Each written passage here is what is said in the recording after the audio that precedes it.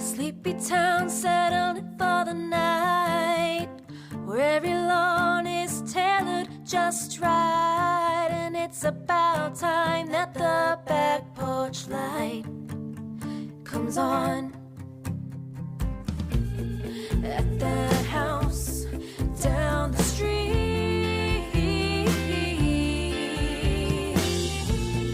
at that house on Magnolia Street. So we ready to talk about sluts today? This feels like so clandestine because like we're like, is your husband gone? Is your husband gone? You want to go talk about sluts? I'm waiting for him to leave. Doesn't it? Yeah, a little bit. Last night I watched Lady Chatterley's Lover. How was on it? Netflix. It was really good. I thought it was gonna be more steamy. I mean, it was steamy, but I thought it was gonna be more steamy. But there were some scandalous parts. Oh, It was pretty good. Yeah, I started listening to the audiobook, but I told you it was like an AI generated voice. Yeah, so I was like, I don't know how long I can listen to this. So I was like, I think I'll just watch the movie. There was only like one difference so far that I can remember. How far were you in the book? Chapter 5. Okay. There's like 20 chapters. I was like, I don't know if I could do this for 20 That's okay. chapters. Yeah. That's still a quarter of the way through the book. Yeah, I got pretty far. And then like halfway through the video, it was like a YouTube playlist because I looked for it on Spotify, I looked for it on Apple Podcasts, but like you had to pay for all the audiobooks through there. So I was like, I ain't paying for this shit. Yeah, I'm not paying for that shit. So I found it on YouTube. I found like a playlist. Each chapter is a different video, but it's all in one playlist. So it's really organized in that way. So I could just streamline and just hop from one video to the next. But like in chapter 5 or 6, the author or the reader's voice switches from like a British man to an Indian woman. And I was like, this is distracting. Is it supposed to be a different perspective? No, it's just like, I guess they just got tired of using one voice, so they just switched to another voice. And I'm like, this is distracting. Oh, I don't know. Okay. I don't know if I could deal with all these voice switches. It was starting to The story is hard enough to follow with one person. Right. Yeah. Yeah. And she had like a really thick accent. I was like, I can't even understand this. So I was like, why did they do that? But it's for free. So you watch the movie so you have a little more information. Yeah, but the only thing that like I wanted to do was like see if there were any differences between the book and the movie. And there was only one difference that I saw in like the first 5 chapters that I read and the movie, which was there was this character named McAllis who was like an author, her like husband. Do you know the whole premise at all? Like he can't conceive with her, but he wants somebody else to conceive for him with her. Yeah, like he was a soldier, or like he went to the war and then he came back, and he like in the war he had lost his legs from an accident or whatever. And he ends up wheelchair bound when he comes back. Like he doesn't even like want to touch her. He like wants nothing to do with that kind of thing. So she just like goes through like feelings of rejection. Life. Yeah. Like her husband wants something to do with her. So then her husband actually one day he suggests that he needs an heir to his inheritance. Estate. It is his estate, exactly. So he suggests that because he can no longer have sex with her, Procreate. or that I don't know if they said that he was sterile as a result. I don't know if he just like from the bottom down, like he just didn't. And is this after World War II or what? I don't remember where it was. I don't even remember what year it was. So he suggests that she find another man to procreate with, have a child, but don't tell anybody. And just pass it off as his. So yeah, he's like, I don't care to know who he is, but as long as we get an heir to the the family fortune or whatever. I want to watch this movie. Yeah. So she ends up shacking up with, he hires some kind of caretaker for something on the property. Okay. And she ends up having an affair with him. Really steamy romance. Nice. But she actually ends up falling in love with him. Of course. And he knocks her up. And then there's like all this like gossip in the town. And then he dips. And then no, he actually like he wants to be with her, but you can't. But her husband is like, I guess once he found out that it was his caretaker, he was like really put off by that idea. Come on, guys. Yeah. But by that point she was like, no, I don't even want it to be your son. I want to run away with this guy. Oh. Yeah. Tale So it as was old like, as time. yeah, it was pretty scandalous. I don't know. Are you planning on watching it? I don't want to spoil the end for you, but I want to watch it. yeah, okay. So I won't spoil the end Okay. for you, but yeah, that's basically the premise. And yeah, all right. Okay. Yeah, I glanced at the notes last night. I added like a couple things, but I was like, it looks like she got this covered. I don't know how much more I need to add to this. I'm all about the sluts. Yeah. All right. Hey, witch, hey. Hey, witch. Hey, we're talking about sluts today. I'm Justina. I'm Christina. Welcome to Magnolia Street, your one and only musically inspired practical magic fandom podcast. That's right. Every week we deep dive on different aspects of the movie and the books, as well as treat your ears to our very own practical magic inspired original music. You sounded like Gary at the beginning of that. That's right. That's right. So this week, you're kind of gearing up for a little bit of business time and Valentine's Day. We're talking about a little sex positivity and the presence of slut praising within the practical magic movie and the books. Now, this week's going to have some possibly triggering words, lots and lots of opinions on both sides, as well as, you guessed it, its history, where female identifying people are now with this construct. That's it. What? I just took a deep breath like I was supposed to keep going. Oh, I thought you were laughing at me because I'm just like. You need to put 2 tampons up your nose. Sorry, everybody. I'm getting over a cold. This actually made it onto our topics list from the very beginning. We always wanted to talk about this, but not because of that one line, quote, "Since when is being a slut a crime in this family?" As we all know that one from the movie, right? But because throughout the movie and the books, Alice makes a point to color Jillian in this sex-positive light. She loves who she loves, and she doesn't make it complicated. Right? And however, she also gets side-eye from the women in town who talk behind her back for whatever reason. The rumors that were going around, 15 years ago? Like when they were all in school together, of her and this coach Halfacre, which, by the way, if those rumors were true, Jillian was a minor and the victim, so fuck all of them. That's right. Yeah. As well as what Justina and I discussed in the Gustav Dore episode, I believe, about why exactly Jillian is so free, that she believes that with her whole heart, she wholeheartedly cares about these men, and instead of tethering herself to them and risking their demise, she gives them probably the best ride of their lives and then just keeps on moving, right? Right, yeah. But before we dive in, you might have noticed that this episode comes with a part 1 and may be wondering why. And as you know, we were able to hit our crowdfunding goal through Plaid Dog Studio to have more of our practical magic original music recorded. This means that the next few months are going to be super busy between demos, pre-production, and logistically getting our asses back to Boston. So we're still going to be giving you the same amount of information, but we're just going to spread it out over a few weeks. This way we can still give you the quantity and quality of information you're used to, but also allowing us to keep our sanity with all of the other wheels in motion, at least for the time being, right? Right. Because again, those big episodes you said you all wanted take a lot of time to put together all the research and to record and to edit. Exactly. So yeah, we're gonna spread this one out a little bit. This one might be a 3-parter, but at least a 2-parter, right? Yeah. Let's dive in. So first, let's talk about the term slut, where it came from. Before we dive into the film and the books, where did the word come from, right? Right. In the early 1400s, when slut first... It'd be so funny if I just, said this whole thing in, an old English accent. Like David the term Attenborough or slut. something. In the early 1400s, when slut first appeared in English, it meant roughly what one sense of slattern means today, a slovenly, untidy woman or girl. It also apparently meant kitchen maid. She is cheerful... Wait, this is a quote. She is a cheerful slut who keeps the pot scrubbed and the fires hot. That's right, she does. Yeah. By the end of the 15th century, the sense a woman gives to immoral or improper conduct had come into use, but this meaning is not current today.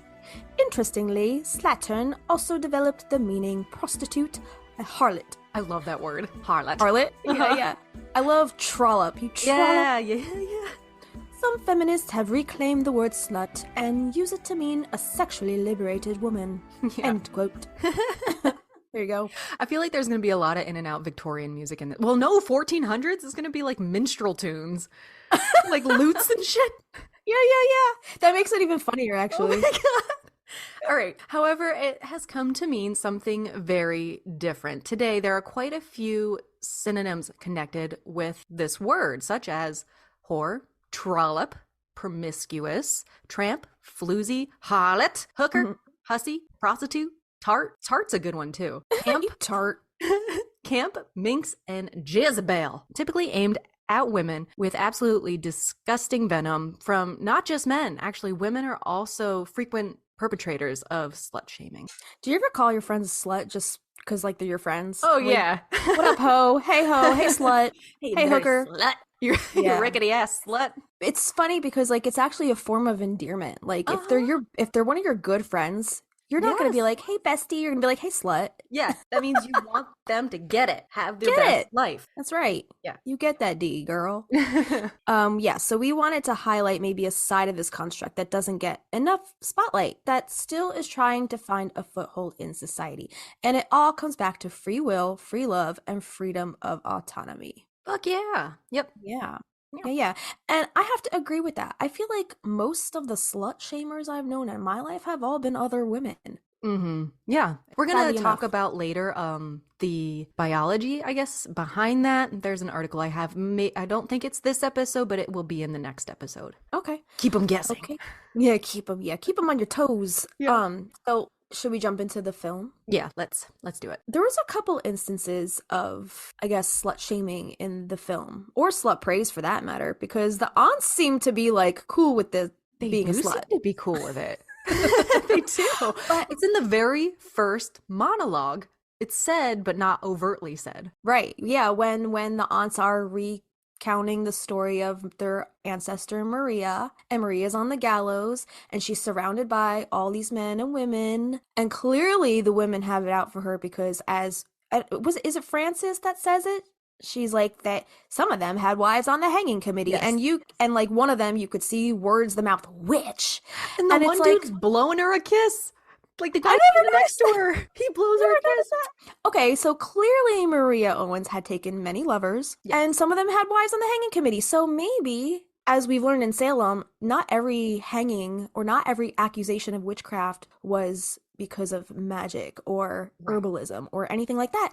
It all had to do with power. Some of it had to do with land. And I guess in Maria's case, it had to do with her just living her best life and having all these affairs, and the women not being down, other women in the town not being down with that.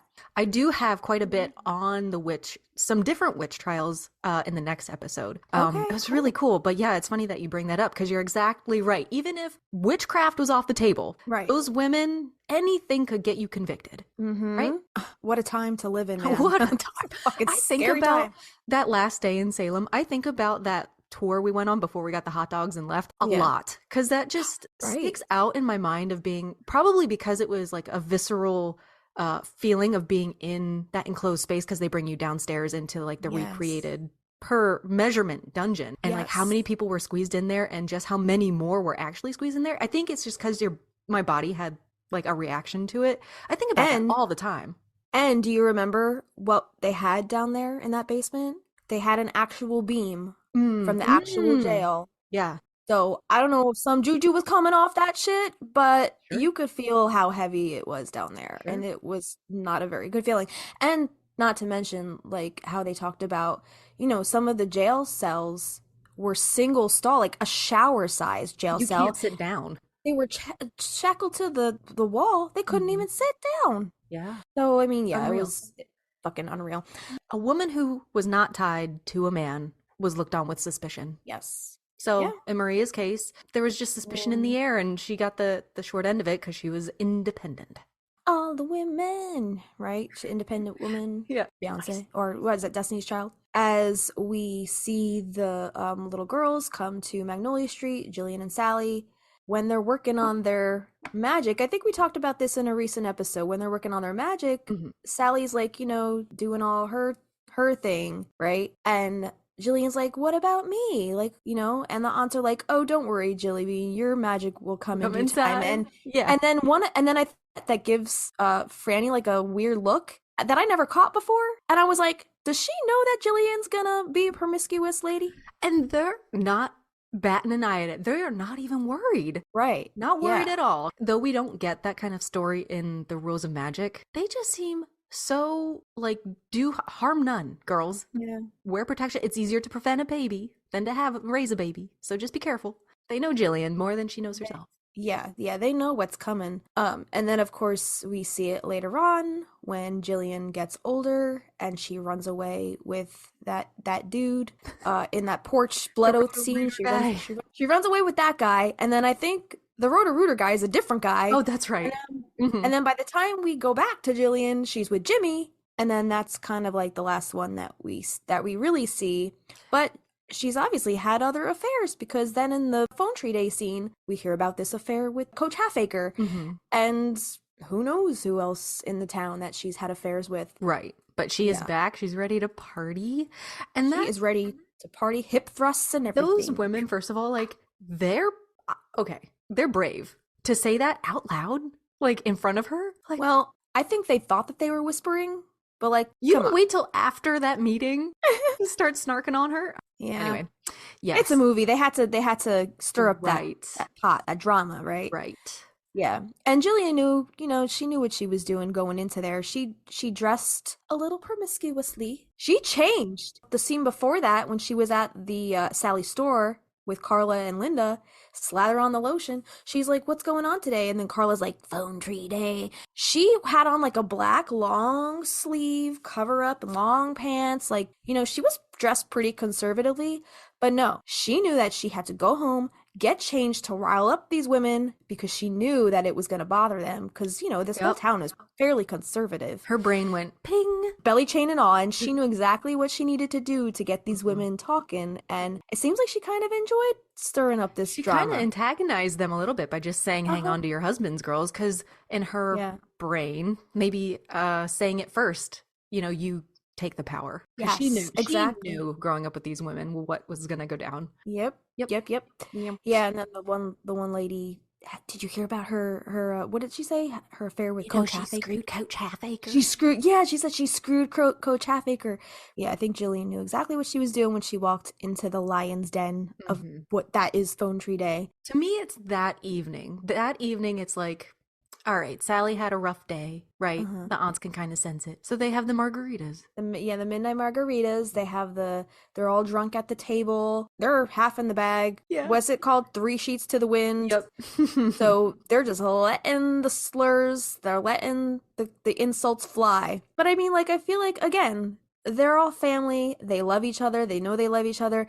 All of these insults I feel like, are terms of endearment. Like, right? I agree. I think in the special features or something, it was saying like they had banter at one point, but the girls were like, if we were family, we probably wouldn't say it like this. So I'm wondering if there was like a first draft Griffin had written, and I'm interested to peek in the scripts and see if any of that's in there, if like the same wording is the same. Yeah. But it sounds like they had a hand in like, no, if we were fucking around with each other, this is what we would say. Oh, yeah. Because, like, you don't hold back on your friends and family, right? You're going to tell them how it is. Yeah. Since when is being a slut a crime in this family, Sally says.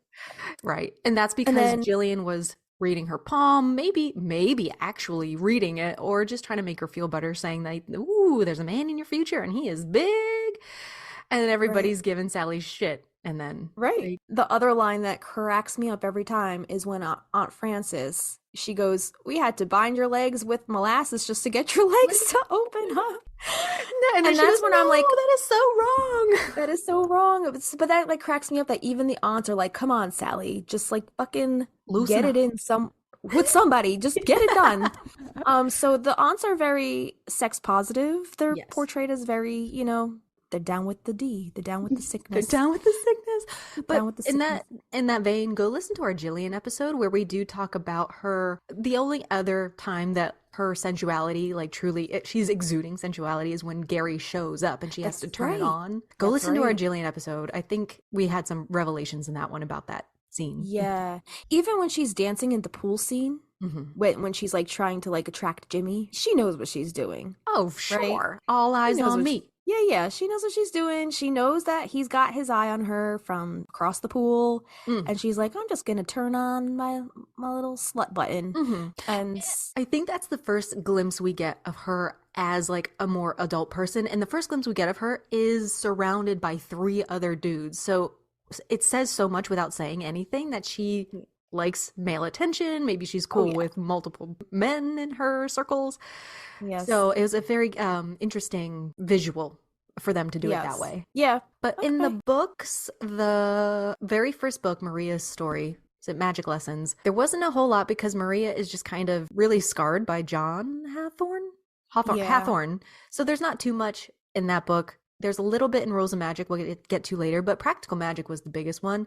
Book of Magic, I didn't even bother looking because the plot line in that, to me, has nothing to do with that kind of character arc. So I'm surprised that there was nothing in, was it Magic Lessons, Maria's story? Because she sleeps with a married man and she has his child. I'm sorry, I did not look. I didn't like pick around to see if there was like gossip about this woman with a child who there's no husband in the picture. Yeah, that's the only thing I could think of is that like she was kind of a homewrecker in that situation without knowing, because she didn't know he was married. She didn't know he had a kid in another state. And I think the only people who end up knowing are his wife does find out eventually. Yeah, I think so. But it's just the 3 of them, I think, that know. But no town goss, no hot goss. No hot goss off the press. Okay. Do you want to take us into Practical Magic? There's quite a few. This says, the instant the girls began high school, the boys who had avoided them for all those years suddenly couldn't keep away from Jillian. She could go to the market for a can of split pea soup and come back going steady with the boy who stocked the frozen food case. The older she got, the worse it became. Maybe it was the black soap she washed with that made her skin seem illuminated. Whatever the reason, she was hot to the touch and impossible to ignore. Boys looked at her and got so dizzy they had to be rushed to the emergency room for a hit of oxygen or a pint of new blood. Men who'd been happily married and were old enough to be her father, gross, suddenly took it into their heads to propose and offer her the world, or at least their version of it. When Jillian wore short skirts, she caused car accidents on Endicott Street. When she passed by, dogs tied to kennels with thick metal chains forgot to snarl and bite. One blistering Memorial Day, Jillian cut off most of her hair so that it was as short as a boy's, and nearly every girl in town copied her. But none of them could stop traffic by revealing her pretty neck. Not one of them could use her brilliant smile in order to pass biology and social studies without taking a single exam or ever doing a night's homework. During the summer, when Jillian was 16, the entire varsity football team spent every single Saturday in the Aunts' garden. There they could be found, all in a row, hulking and silent and madly in love, pulling weeds between the rows of nightshade and verbena, careful to avoid the scallions, which were so scorchingly potent they burned the skin right off any boy's fingers if he wasn't paying attention. Pages 24 to 26, it says, Jillian broke hearts the way other people broke kindling for firewood. By the time she was a senior in high school, she was so fast and expert at it that some boys didn't even know what was happening until they were left in one big emotional heap. If you took all the trouble most girls got into as teenagers and boiled it down for 24 hours, you'd wind up with something the size of a Snickers candy bar. But if you melted down all the trouble Jillian Owens got herself into, not to mention all the grief she caused, you'd have yourself a sticky mess as tall as the State House in Boston. The aunts didn't worry in the least about Jillian's reputation. They never once thought to give her a curfew or a good talking to. When Sally got her license, she used the station wagon to pick up groceries and haul trash to the dump. But as soon as Jillian could drive, she took her car every Saturday night, and she didn't come home until dawn. The aunts heard Jillian sneak in the front door. They found beer bottles hidden in the glove compartment of the Ford. Girls would be girls was the way the aunts figured it. Nice. Which was especially true for Aunt Owens. The only advice the aunts offered was that what you said before, a baby was easier to prevent than to raise, and even Jillian, as foolhardy as she was, could see the truth in that. So watching Jillian go through half the town, oh my god, half the town, Dang girl, get it. Watching Jillian go through half the town made Sally wonder if perhaps she had only granite in the place where her heart should have been. But by the time the sisters were out of high school, it became clear that although Jillian could fall in love, she couldn't stay there for more than 2 weeks. Each August, lightning was drawn there again, and lovers dared each other to run across the green whenever black storm clouds appeared. Jillian's boyfriends were the only ones lovesick enough to take the risk of being struck, and 2 of them had found themselves in the hospital after their runs across the green, their hair forever standing on end, their eyes open wide from that time onward, even while they slept. Yikes. Page 28. When Jillian was 18, she stayed in love for 3 months, long enough to decide to run off to Maryland to get married. Interesting. Maryland. So she was married at one point. I think she has 3 husbands in this book. Oh, that's right. I think you're right. Yeah. I forgot about that. She had to elope since the aunts had refused to give their blessing. In their estimation, Jillian was young and stupid and would get herself pregnant in record time. All the prerequisites for a miserable and ordinary life. Damn. The aunts think the same thing. Don't they? Don't they? Yeah, they know the deal. As it turned out, the aunts were right only about her stupidity and youth. Jillian didn't have time to get pregnant. 2 weeks after the wedding, she left her husband for the mechanic.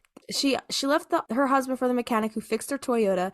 It was the first of many marital disasters, but on the night she eloped, anything seemed possible, even happiness. Page 29. Down in the yard, the boy Jillian was about to run off with was nervous. Jillian had been known to back out when it came time to commit. In fact, she was famous for it. This year alone, 3 college boys had each been convinced that he was the one Jillian meant to marry, and each had brought her a diamond ring. For a while, Jillian wore 3 rings on a gold chain, but in the end she gave them all back, breaking hearts in Princeton, Providence, and Cambridge, all in the very same week. The other students in her graduating class took bets on who her date would be for the senior prom, since she'd been accepting and breaking invitations from various suitors for months. Page 65. Sally frets that Antonia will wind up running off with someone just the way Jillian did. It worries Sally to think that one of her girls might follow in her sister's footsteps, a trail that has led to only self-destruction and wasted time, including 3 brief marriages, not one of which yielded a cent of alimony. Page 71. For all the time they've been apart, living separate lives, Jillian had been doing as she pleased, fucking whomever she cares to and waking at noon. She hasn't had to sit up all night with little girls who have chicken pox or negotiate curfews or set her alarm for the proper hour because someone needs breakfast or a good talking to. Naturally, Jillian looks great. She thinks the world revolves around her. Because it does. Because she doesn't have kids to take care of. Do you know the term that people are using for us these days? Dinks. Dinks. There's another one. Do you know what that stands for? Does it stand for double something? income, no kids? Double income, no kids. There's another. I thought there was an additional like dinker or something like that. Double income, no kids, and a dog. Dinkard. Dinkard. Okay. Something like that. Or a dinkcack if you have, or dink. I don't know if that works. But no. But, and the cat. And cat. I don't know what it is. Yeah, double income, no kids. Double income, no kids, and cat. Dinkcack. Dinkcack. Yeah, dinkcack. Page 86. People were looking to talk for no reason. Anything different or slightly unusual would do. Already, most people on their street had discussed the fact that Jillian did not wear the top half of her bathing suit when she sunbathed in the backyard. But dude, it's her fucking backyard. Why are you looking? Quit peeping. Why peeping? They all knew exactly what the tattoo on her wrist looked like and that she'd had at least a 6-pack at the block party, maybe even more, and then had gone and turned Ed Borelli down flat when he asked her out, even though he was the vice principal and her sister's boss as well. Oh, that's right, because Sally worked at the school in the books, right? The Owens' neighbor, Linda Bennett. Linda's in the books, I forgot. Linda is, but Carla is not, right? Right. The Owens' neighbor Linda Bennett refused to have the optometrist she was dating come to her house to collect her before darkness fell. That's how nervous she was about having someone who looked like Jillian living right next door. Suspicion. Yeah.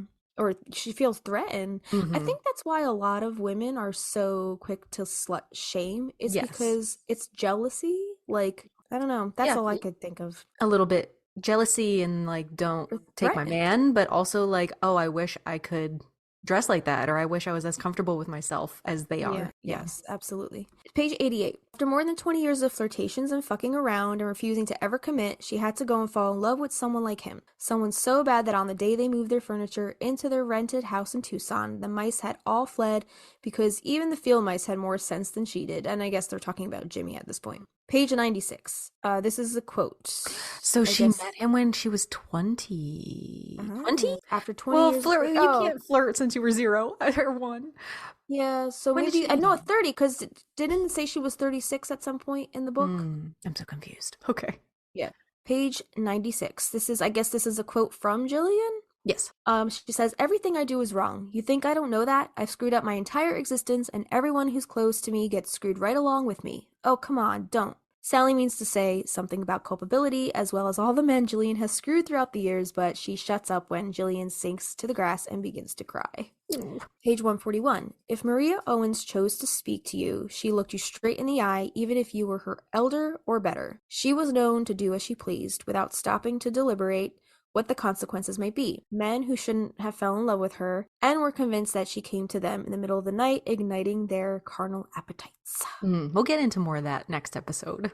Is that like the shape-shifting and like the familiar doing the work on the behalf of the witch? Yeah. Yep. Exactly. Okay. Did you see the that show Salem? Yeah, I only saw the first like 2 or 3 episodes. I think it was the very first episode, because I think that's the only episode that I've ever watched where the woman, she comes to the man at night. I guess I don't know if he thinks he's dreaming, or basically is a succubus. Is that what they call like a woman witch or demon or whatever that like goes to have sex with a man in the middle of the night? Does he end up like, doesn't she have a teat on her leg or something? That's the only scene I remember. Yeah, and doesn't he like sucks from her leg teat or something like that? We talked about this in the frogs episode. Did we? We were talking about that before, because I was like, that's nasty. Yeah. So I don't know why, but that like popped into my mind when I read that. Page 153. Jillian felt like crying, and why shouldn't she? She could never live up to Ben's version of her. She had a whole secret, horrible past to hide. She used to fuck men in parked cars just to prove she didn't give a damn. She used to count her conquests and laugh. So it seems like she kind of owned that title as the town slut.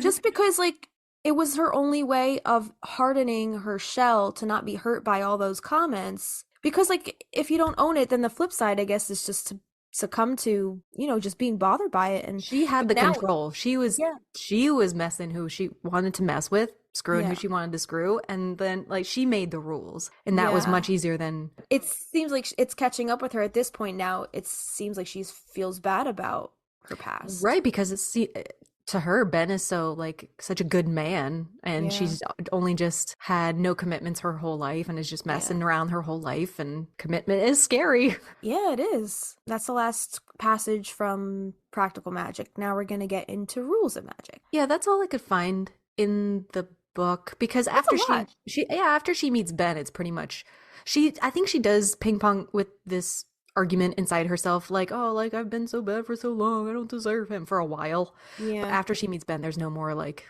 instances of her with anybody else. I think Jimmy really did her in, and at that point she was like, I can't do this anymore. Like, he was a lot. So I think she just was ready to just settle down at that point. She just wanted a normal love life.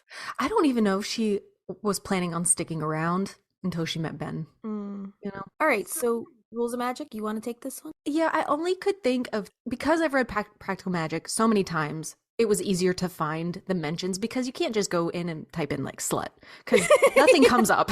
Right. Yeah. Right. But the 2 characters that are pretty sexually active in the story to me are April, who is the Owens cousin. They're Franny, Jet, and Vincent's cousins. And we're going to talk about Vincent in this section too. But April gets painted in kind of a similar Jillian light. She's like worldly, she's privileged, she reads taboo books, according to Alice. This is on page 36, by the way. Alice says, she was bitter and fierce and didn't give a hoot about anyone's opinions other than her own. And then... I didn't write the page down, but it says April had visited this house last summer when she turned 17. Now she'd run off from Beacon Hill and come back to the only place she'd been accepted. Her presence was an unexpected surprise and, in Franny's opinion, completely unnecessary. April dressed as if ready for Paris or London rather than a small New England town. She wore a short black skirt, a flimsy blouse, and white leather boots. She had on pearly pink lipstick, and her long, pale hair had a thick fringe that nearly covered her eyes. She'd begun to unpack sheet clothes, makeup, several candles, and a battered copy of Lady Chatterley's Lover, which had been banned and had only recently been published in America. Oh, shit. It had been banned. Okay. About that. So we are going to have a whole episode, courtesy of Justina. Yeah, we do want to do a whole episode deep dive on Lady Chatterley's Lover, because apparently it was such a controversial book at that time. And as we know, like, they're still fucking banning books today, but mostly for children. Right? I think they're banning some children's books. But to censor something for, like, adult reading, like, I don't know, banned books just don't sit well with, like, why the fuck, why ban a book? That book was very looked down upon and a very controversial book. I can't wait to hear about the controversy behind it, because we Right. didn't live in the era. I don't even know when it was published, but we Neither do I. didn't live in the era. Yeah. The rest of this little quote here says, Jet says, "I'd love to read that." Jet said when she saw the racy novel everyone was talking about. April tossed her cousin the book. "Don't get corrupted," she said with a grin. Their cousin was clearly far more sophisticated than they. She was a wild card, doing as she pleased, refusing to be constrained by the social mores of Beacon Hill. Yeah, so I guess April was kind of maybe using her sexuality as kind of like a clapback at, I guess, the conservativeness of where she came from. She was just she was using her Absolutely. sexuality more as an act of rebellion, I think. Yes, I agree. So yeah, we'll talk a little bit more about Lady Chatterley's Lover in its own episode, because I just think the reason why that was even banned, I don't even know. I haven't dug that deep into it yet. I kind of just wanted to like understand the story and read the story and like watch the movie and just kind of get an understanding of it first before I kind of deep dive down that rabbit hole. Yeah. But I can't wait to do that episode. Yeah. The only other one about April that I found was on page 41. It says, "By now, Jet and Vincent were drawn in by their cousin's brash glamour as April held forth, enlightening her younger cousins. She told them how to slip out the window and climb down the drain pipe if they wished to sneak out, and warned that there were mice hiding in the bureau drawers and beneath the beds. Watch out for the beehive," she recommended. "The honey is so sweet, anyone who eats it immediately wants to have sex." Jet and Franny exchanged mortified glances while Vincent grinned and asked, "How do you know?" April threw him a worldly look. "I've tried it," she said. "Sex or the honey?" Vincent teased. "What do you think?" April stared at him with such intensity that he shrugged and gave up. They're Weird. cousins. They're Weird, They're guys. fucking cousins. What the fuck? Ugh. Cringy. Anyway, Yeah. So a little bit on Vincent's behalf on page 50, it says, "Vincent began climbing into their neighbor's window at night. He learned far more about sex on this summer vacation than most 14, so again, underage, 14-year-old boys learn in a lifetime. Again, the victim." he had an affair with a married woman. Yes. A 30-something-year-old woman, mind you, and I think I remember reading you that whole passage about how they described a 30-something-year-old woman. 36! Outrage. Yeah. Complete outrage. Yeah. Learn in a lifetime for Mrs. Ressler seemed insatiable. Vincent tolerated her because when he closed his eyes, she might have been someone entirely different. And sometimes he was surprised by his own imagings. All the same, he considered his escapades to be an education, nothing more. And then on 144, he brought home countless girls, including Kathy Stern, the kleptomaniac patient of their fathers. Once she was ensconced in Vincent's bedroom, she refused to leave. From listening in through the heat vents during Kathy's therapy sessions, Franny knew that Kathy had a wicked fear of birds. She let Louis into the room, and before long, Kathy ran screaming out the door in her underwear as the crow pulled on her hairs, fistfuls of which were left on the floor. Later, That's cruel. Yeah. Well, if a bitch is not going to get out of your room, I know. we're going to go home. Later, they realized Kathy had stolen their mother's gold and pearl Chanel necklace. She was hilarious, Vincent said.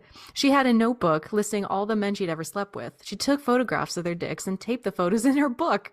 She said she was going to make a collage out of them. So how could I deny her? Wait a minute. So Vincent was like, all right, she's making a list and she's taking dick pics. Here, you can have it mine. Twice. And it sounds like he was like, here's a photo for your collection. He's a patron of the arts. Oh my God. Do we talk about this at all? The double standard between men having sex promiscuously and women? We might be beating a dead horse by the end of this little series. God. I think, what is it, part 3, when you get into the pop culture and you kind of listed like some of the celebrities that talk about it.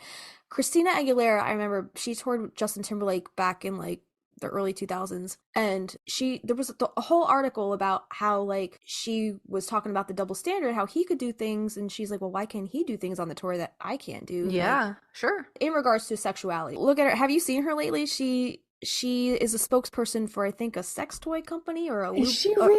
A lube company, and all of her like Instagram posts are like sex positive, and she's like, use lube for your sexual pleasure. Like, I'm like, hey girl, you get your coin. Yeah. Do what you need to do. Dude, I But remember, I mean, the double standard's always there. I was always furious. And that's probably Mhm. when I was growing up, that's probably why I'm so competitive now, is because of all of the shit my brothers got to do that I was not allowed to do. That's And it right. pissed me the fuck off. I was That's like, right. so You have now I'm brothers. in the mindset of like, I'll show you. Yeah. Watch me. Watch me. Yeah. Yeah. Hold my beer.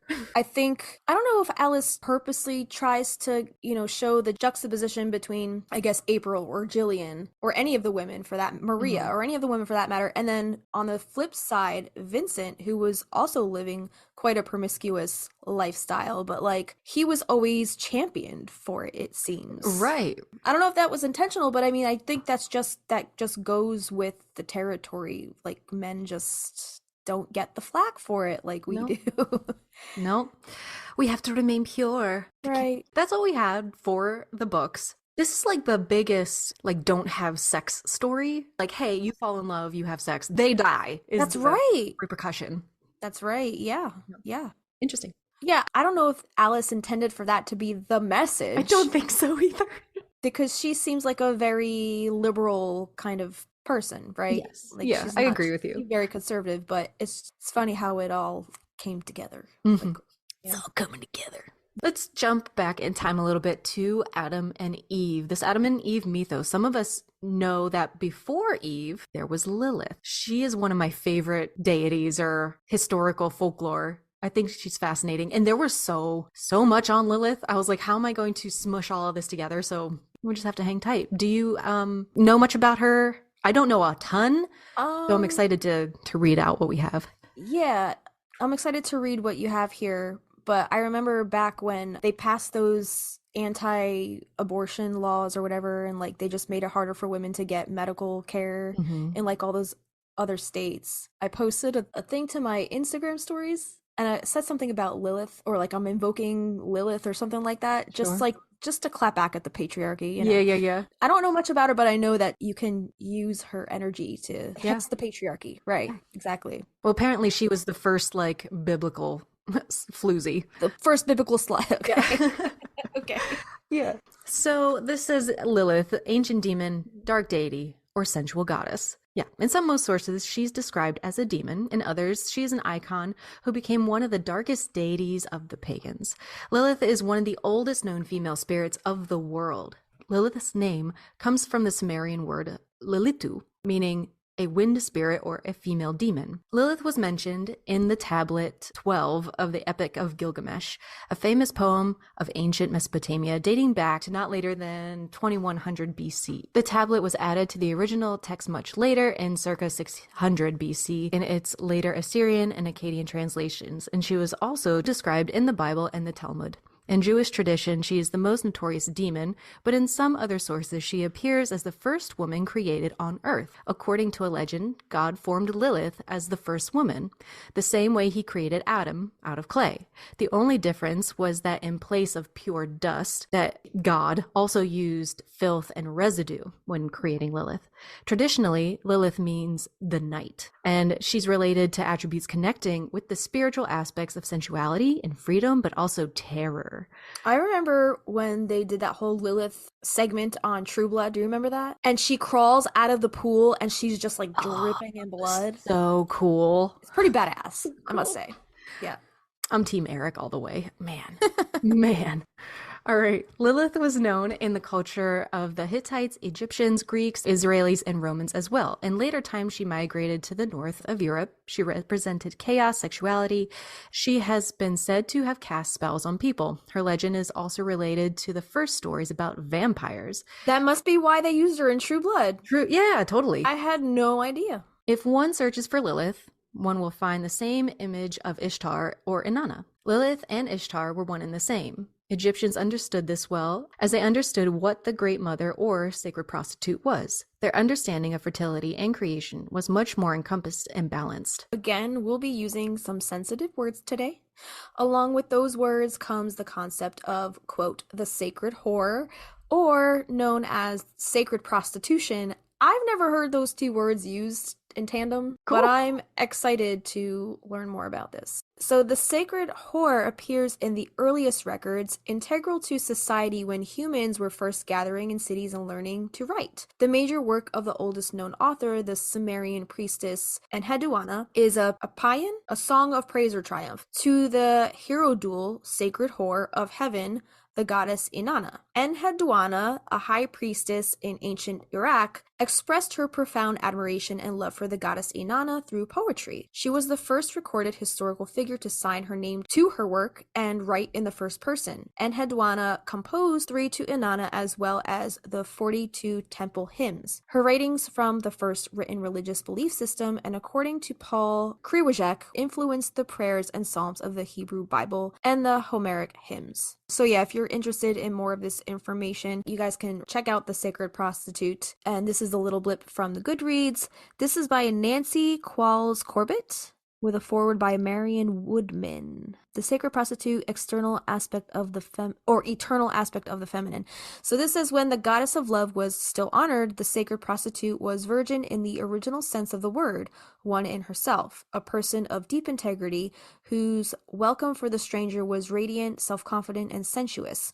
Her purpose was to bring the goddess's love into direct contact with mankind. In antiquity, human sexuality and the religious attitude were inseparable. The sacred prostitute, eternal aspect of the feminine, is solidly based on Jungian psychological principles and powerfully illustrates how our vitality and capacity for joy depend on restoring the soul of the sacred prostitute to its rightful place in our conscious understanding. The Sacred Prostitute is engaging reading that provides a great deal of thoughtful observations on the nature of human sexuality and its relationship to the well-balanced personality and the health and stability of human society. Again, like doing research on this, I was like, I want to read this book. I was like, no, we have too much already. Just pop it in.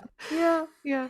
All right, let's talk a little bit more. We'll jump back in and with the wife of the biblical Adam. The Bible mentions the Lilith only once as a dweller in waste places in the book of Isaiah 34:14, which describes the desolation of Eden. From the beginning, she was considered, this is talking about Lilith still, she was considered as a devilish spirit, unclean and dangerous. The Genesis rabbah describes her as the first wife of Adam, according to the book. God created her and Adam at the same time. According to older texts interpreted by a rabbi named Reuben, it says, quote, God created Lilith in the same way as he created Adam, although he used sediment instead of pure powder. I have a question. Yeah. So Lilith is purely a Bible figure? Lilith was not like used in the pagan path at all? I guess dating back pre-Christianity at all? What did we say? That she was roped in with Ishtar and Inanna, which were pre-Christian? But I'm wondering if the name was it only came around when the Bible and like Jewish literary pieces started coming out? Yeah, because my wonder is, because they're saying that in the Bible, she only dwelled in waste places and she's considered a devilish spirit, unclean and dangerous. Because Christian, that's that more conservative faith, I'm wondering if maybe they just took this woman, this strong, powerful woman figure of, previous belief systems in like ancient Egypt or wherever they found her, and they made her this kind of like wasteful woman and like this devilish they made her this unclean figure in the Bible, just painting woman as like this dirty like what I'm trying to say, as a all slut. We want is that D. So I'm wondering if they made Lilith this kind of dark entity. So it says, obviously, if one says the first woman was created from sediment and dirt instead of pure powder, then it's obvious she will not be looked at as clean, pure, or deserving. Is an easy way to make sure women were looked at. This is exactly what we're talking about, being less than men, capable of unclean things. The above was only an interpretation by a Judas rabbi, one created to make sure women were looked at as beings who had perverse desires, temptresses, impure, and of course, this would mean her descendants were to be nothing more than imperfect beings. According to this interpretation, it was the woman's fault why they were born imperfect. So Lilith, strong and independent, represented sensuality, sexual desire, and wanted to be equal to Adam. She did not accept being less important than him and refused to lie beneath Adam for copulation. And this is a quote, "We are equal to each other." I'm not sure where they get this quote, but I'm guessing this is her saying this. "We are equal to each other in as much as we are both created from earth." And I had always heard that it was phrased more as Adam refusing to perform the beast with the two backs. So he wanted to do missionary and she was like, nah, like, why can't we just like sit up and face each other and be equals? And he was like, nah, I don't want to do that. So that was the disagreement. Typical man. Wait, hold on. The beast with two backs, is that a sex position? That's what I had always heard of, like when you like sit and then you're facing each other. So there's like your backs are facing out. Okay. I never heard that term before. That's a new one. I guess I'm gonna have to like brush up on my Urban Dictionary. As Robert Graves and Raphael Patai wrote in the Book of Hebrew Myths, it says, Adam complained to God. Of course he did. "I have been deserted by my helpmeet. God at once sent his angels, Senoi, Sensenoi, and Semengeloth, to fetch Lilith back. They found her beside the Red Sea, a region abounding in lascivious demons, to whom she bore Lilim at rate of more than 100 a day." So she's giving birth to more demons, I guess. I don't know. By herself. "Return to Adam without delay," the angel said, "or we will drown you." Lilith asked, "How can I return to Adam and live like an honest housewife after my stay beside the Red Sea? It will be death to refuse," they answered. "How can I die?" Lilith asked again, "when God has ordered me to take charge of all newborn children, boys up to the 8th day of life, that of circumcision, girls up to the 20th day. Nonetheless, if ever I see your 3 names or likenesses displayed in an amulet above a newborn child, I promise to spare it." So she's going around collecting the babies. Killing the babies. She's killing the babies. Unless there's an amulet of one of these 3 angels above the bed. Okay. What I'm getting. To this they agreed, but God punished Lilith by making 100 of her demon children perish daily. And if she could not destroy a human infant because of the angelic amulet, she would spitefully turn against her own. Interesting. When she refused to do as she was told and was kicked out and called a demon, the text said that she was sent out of the garden to go dwell among the other demons, or what was then called the Angeli Rebelli, or fallen angels, previously called the Watchers. The Watchers' only sin was to have rebelled by teaching humans how to do things: farming, medicine, history, astrology, alchemy, etc. Even the Book of Enoch explains how their big sin wasn't that they took women as their wives, but that they gave knowledge to humankind. For man was not made to put in writing their own thoughts. If we take a closer look, who did these fallen angels choose to share their knowledge with? Their wives. Women were therefore the custodians of such knowledge. As you can see, Lilith is the archetype of the independent female, one who does not wish to control or be controlled, one who sees herself as equally divine and with the same rights. No wonder that Lilith was a threat to the new patriarchal system. The biggest issue with the archetype of Lilith is the power of her sexuality. There lies the problem. The old goddesses recognized the power of sexuality, respected it, and used it accordingly. It was the power of the feminine which set the, quote, rules, guides for sexuality. Within the ancient cultures, it was these sacred prostitutes or goddesses who started all healing from the roots of sexuality. They recognized the tremendous power hidden within the kinetic energy during those times. It was also females who held the power to heal. That was the real threat to any patriarchal system which sought to use the power held within the feminine without allowing it to express itself to its full potential. Lilith represents the power of the independent female who owns her own sexuality and uses it for healing or to satisfy her own desires, not as a tool to seduce men, which is what our modern day society does.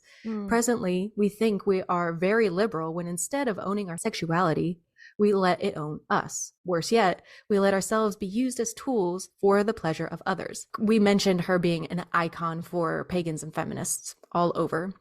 So this appeal was enhanced by artists who took her on as a muse. She started to be a popular motif in art and literature around the Renaissance period, when Michelangelo portrayed her as a half-woman, half-serpent being. He presented her around the Tree of Knowledge and increased the importance of her legend. The author of the Chronicles of Narnia, C.S. Lewis, was inspired by the legend of Lilith in the creation of the White Witch. She was beautiful, but dangerous and cruel. He mentioned that she was Lilith's daughter and that she was determined to kill Adam and Eve's children. With time, Lilith became more attractive for the imaginations of male artists like Dante Gabriel Rossetti, who created her image as the most beautiful female being in the world. Less romantic pictures of Lilith appeared in the mind of James Joyce, who called her the patron of abortions. Joyce pushed Lilith into the feminist philosophy and started the process of adopting her as a goddess of independent women in the 20th century. When women started to receive more rights, they started to disagree with the man-concentrated vision of the world, including the Bible story about the beginning of the life on earth. The name of Lilith appears as the national literacy program in Israel and the title for a Jewish woman's magazine. The ancient Sumerian legend, female demon, is one of the most popular topics in feminist literature relating to ancient mythology. Researchers still discuss if she was created as a real demon or as an untrue warning of what may happen if women receive more power. Nowadays, Lilith has become more of a symbol of freedom for many feminist groups. The traditional description of Lilith from ancient Mesopotamia through medieval Kabbalah presents an antitype of desired human sexuality and family life. Lilith embodies a woman who determines her own sexual partners, who is wild and unkempt, who does not have the natural consequences of sexual activity, children.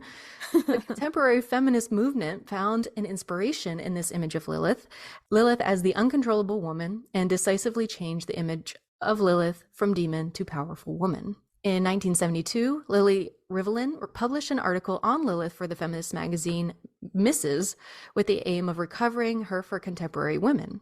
The Jewish feminist magazine Lilith, founded in the fall of 1976, took her name because the editors were inspired by Lilith's fight for equality with Adam. An article in the introductory issue spelled out Lilith's appeal and rejected the understanding of her as demon. Since then, interest in Lilith has only grown among Jewish feminist neo-pagans, listeners of contemporary music by women highlighted in the Lilith Fair, poets, and other writers. A useful recent book collecting many articles and poems about Lilith with specific focus on her importance for Jewish women is Who's Lilith? This was, I guess, 1998. As Lily Rivlin writes in her afterword, in the late 20th century, self-sufficient women inspired by the women's movement have adopted the Lilith myth as their own. They have transformed her into a female symbol of autonomy, sexual choice, and control of one's own destiny. Remember Lilith Fair? I've only heard about, it's where lesbians gathered? I don't know. No. Well, I mean, probably, but it was a music festival in the early mid 90s, and all the chick singer-songwriters played at it, like Lisa Loeb, pretty sure, Jewel, Sarah McLachlan, Sean Colvin, a bunch, every Melissa Etheridge, probably Sheryl Crow, all the 90s chick singer-songwriters. That's what we had talked about it, because we were talking about Sheryl Crow, and yeah, you brought it up. Yeah, I was 12 at the time, so I did not attend. But I mean, I remember seeing ads and where was it held? I don't even know. It might have been a tour. I really don't even know where it was. I just remember back in the day, all of the singer-songwriters played Lilith Fair, and I was if any of y'all listening had been to Lilith Fair, please write us in. I want to know about it. Yeah, I want to know what the experience. I'm wondering if it's just a female Woodstock, basically, right? Yeah, sounds awesome. Yeah. It does sound freaking awesome. I love all of those singer-songwriters. All right, we're going to talk a little bit about, or we have a simple invocation prayer. I guess this is a prayer to Lilith. If you choose to work with Lilith, choose to work with Lilith, and this looks like it's got a lot of Italian. So the author of this, I guess, found it in Italian and was trying to translate it, but it needs a proper translation. But there is an Italian version, but there's also English. You don't have to do Italian if you don't want to. All right, so we'll post both of these in our show notes if you guys want to attempt all this Italian in your spell work. But this is the invocation. So this says, Lilith, I call you, I adore you, I long for you. Lilith, goddess of darkness, illuminate my temple in black light. Lilith, ignite in me the feelings of the flesh under the rule of the mind. Lilith, great mother, sister, lover, give me the cup of knowledge. Lilith, I am drunk from your breast, I take hold of your majesty. Lilith, timeless abyss, you destroy my fears, revealing the mysteries. Lilith, send your legions against my enemies. Hell yeah! That's when she starts getting all like vindictive. Fucking Tenacious D bust down the door. Cue- Out to cue the the side metal. hatch. Lilith, my lady, induct me in the mysterious magic under the edge of your black cape. Ooh, like that one. Lilith, consume me with your fullness in the whirling starry horizon. Lots of references here, and we will post all of these on our hero page if you guys want to check any of these out. But let's creep a little more through history. Have you ever heard of the Whore of Babylon? I have, but I don't know anything about it. Yeah, same. I just hear it in passing, like, she's the whore of Babylon. You know? Or what's that? Do we talk about the Scarlet Letter at all in here? No. In this? Do you want to put that in the third installment? Yeah, Second, I guess third, maybe whatever we do? pop culture, literature. Like I never read the Scarlet Letter. I just like I'll make a know that- note. But anyway, I'll be Whore sure of to put it in. Babylon. We're gonna talk about that Babylonian whore in the New Testament. The female figure who is depicted in a solely negative light is the so-called Whore of Babylon. While not a human woman in the literal sense, this character can be best understood when read with attention to the gendered lens that the text uses to describe her. So the quote, great whore, as the text calls her, appears in Revelations chapter 17, verses 3 through 5. John tells his audience, quote, I saw a woman sitting on a scarlet beast. Maybe that's why it's called the Scarlet Letter. On a scarlet beast that was full of blasphemous names, and it held 7 heads and 10 horns, and on her forehead was written a name, a mystery. Babylon, the Great, mother of horrors, and of earth's abominations, end quote. Savage. Damn, that is savage. But I'm wondering if, like, that's why, like, the color red is so synonymous with, So like, taboo? Yeah. very taboo. Man, If you blood. wear red, if you're wearing red to a wedding, Oh, yeah. You don't wear red to a wedding. you a hoe. You a hoe. Yeah. Red So- to me is the color of creation and like our passion, and passion, and that's desire. why it's like taboo.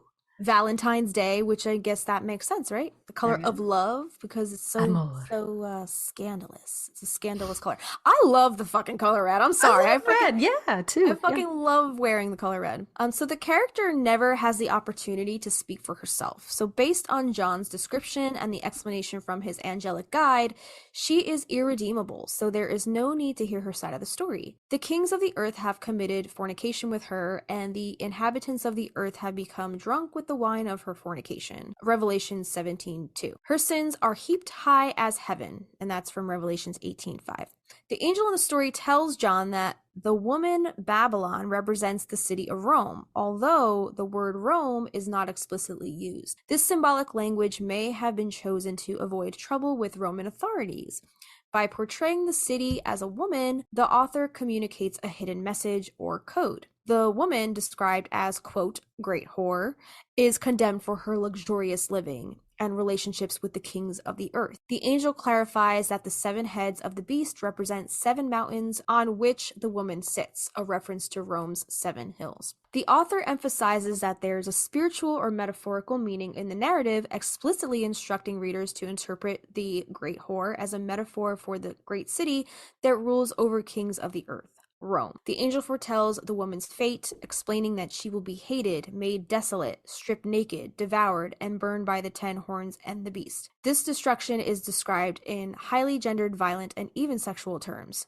Despite being a metaphorical representation of a city, the female body is crucial to evoke a specific emotional response and dramatic effect in the narrative. The author and the angel are clear that the character is a personification of a city, not a real woman, but the use of the female body in the metaphor adds depth and intensity to the story. I'm wondering if the Scarlet Letter is maybe like a more modern take on this biblical. Yeah, so the destruction of the great whore's body may remind some readers of the destruction of that other notorious woman, Jezebel. Have you ever heard of Jezebel? I thought that was a southern thing. I've heard the term, but I never knew that it meant like promiscuous woman or whore, for does. lack of a term. Yeah. Okay. So Yeah. you're going to tell us about that when we come back. We're going to take a short break. We're going to talk about Jezebel when we come back. So stick around. We'll be right back. Hey, little witches! The Stinas here. If you've been listening to our podcast for a while, you would know how much we love using the Practical Magic Inner Witch Oracle deck by Grounded by the Moon. And now we want to share the magic of Grounded by the Moon with you, our listeners. Joseph Benitez Egerton, the creator behind Grounded by the Moon, would like to offer this very special 10% off discount to all who wish to experience the magic of his Practical Magic themed tarot and oracle decks. But that's not all. He also creates other divination tools like tarot workbooks, deck bags and altar cloths, pendulum kits, oil blends, cleansing sprays, smoke wands, teas, and ritual kits. And let's not forget about his custom handcrafted all-natural soy candles, where every candle is hand-poured and personally infused and charged under the light of the moon. They even come with a crystal. And did we mention all of the ingredients in the candles are ethically sourced? All of Joseph's offerings are just so magical. So go visit groundedbythemoon.com and use the coupon code Magnolia Magic for 10% off your entire order at checkout. That's MAGNOLIA MAGIC. So get your discount today.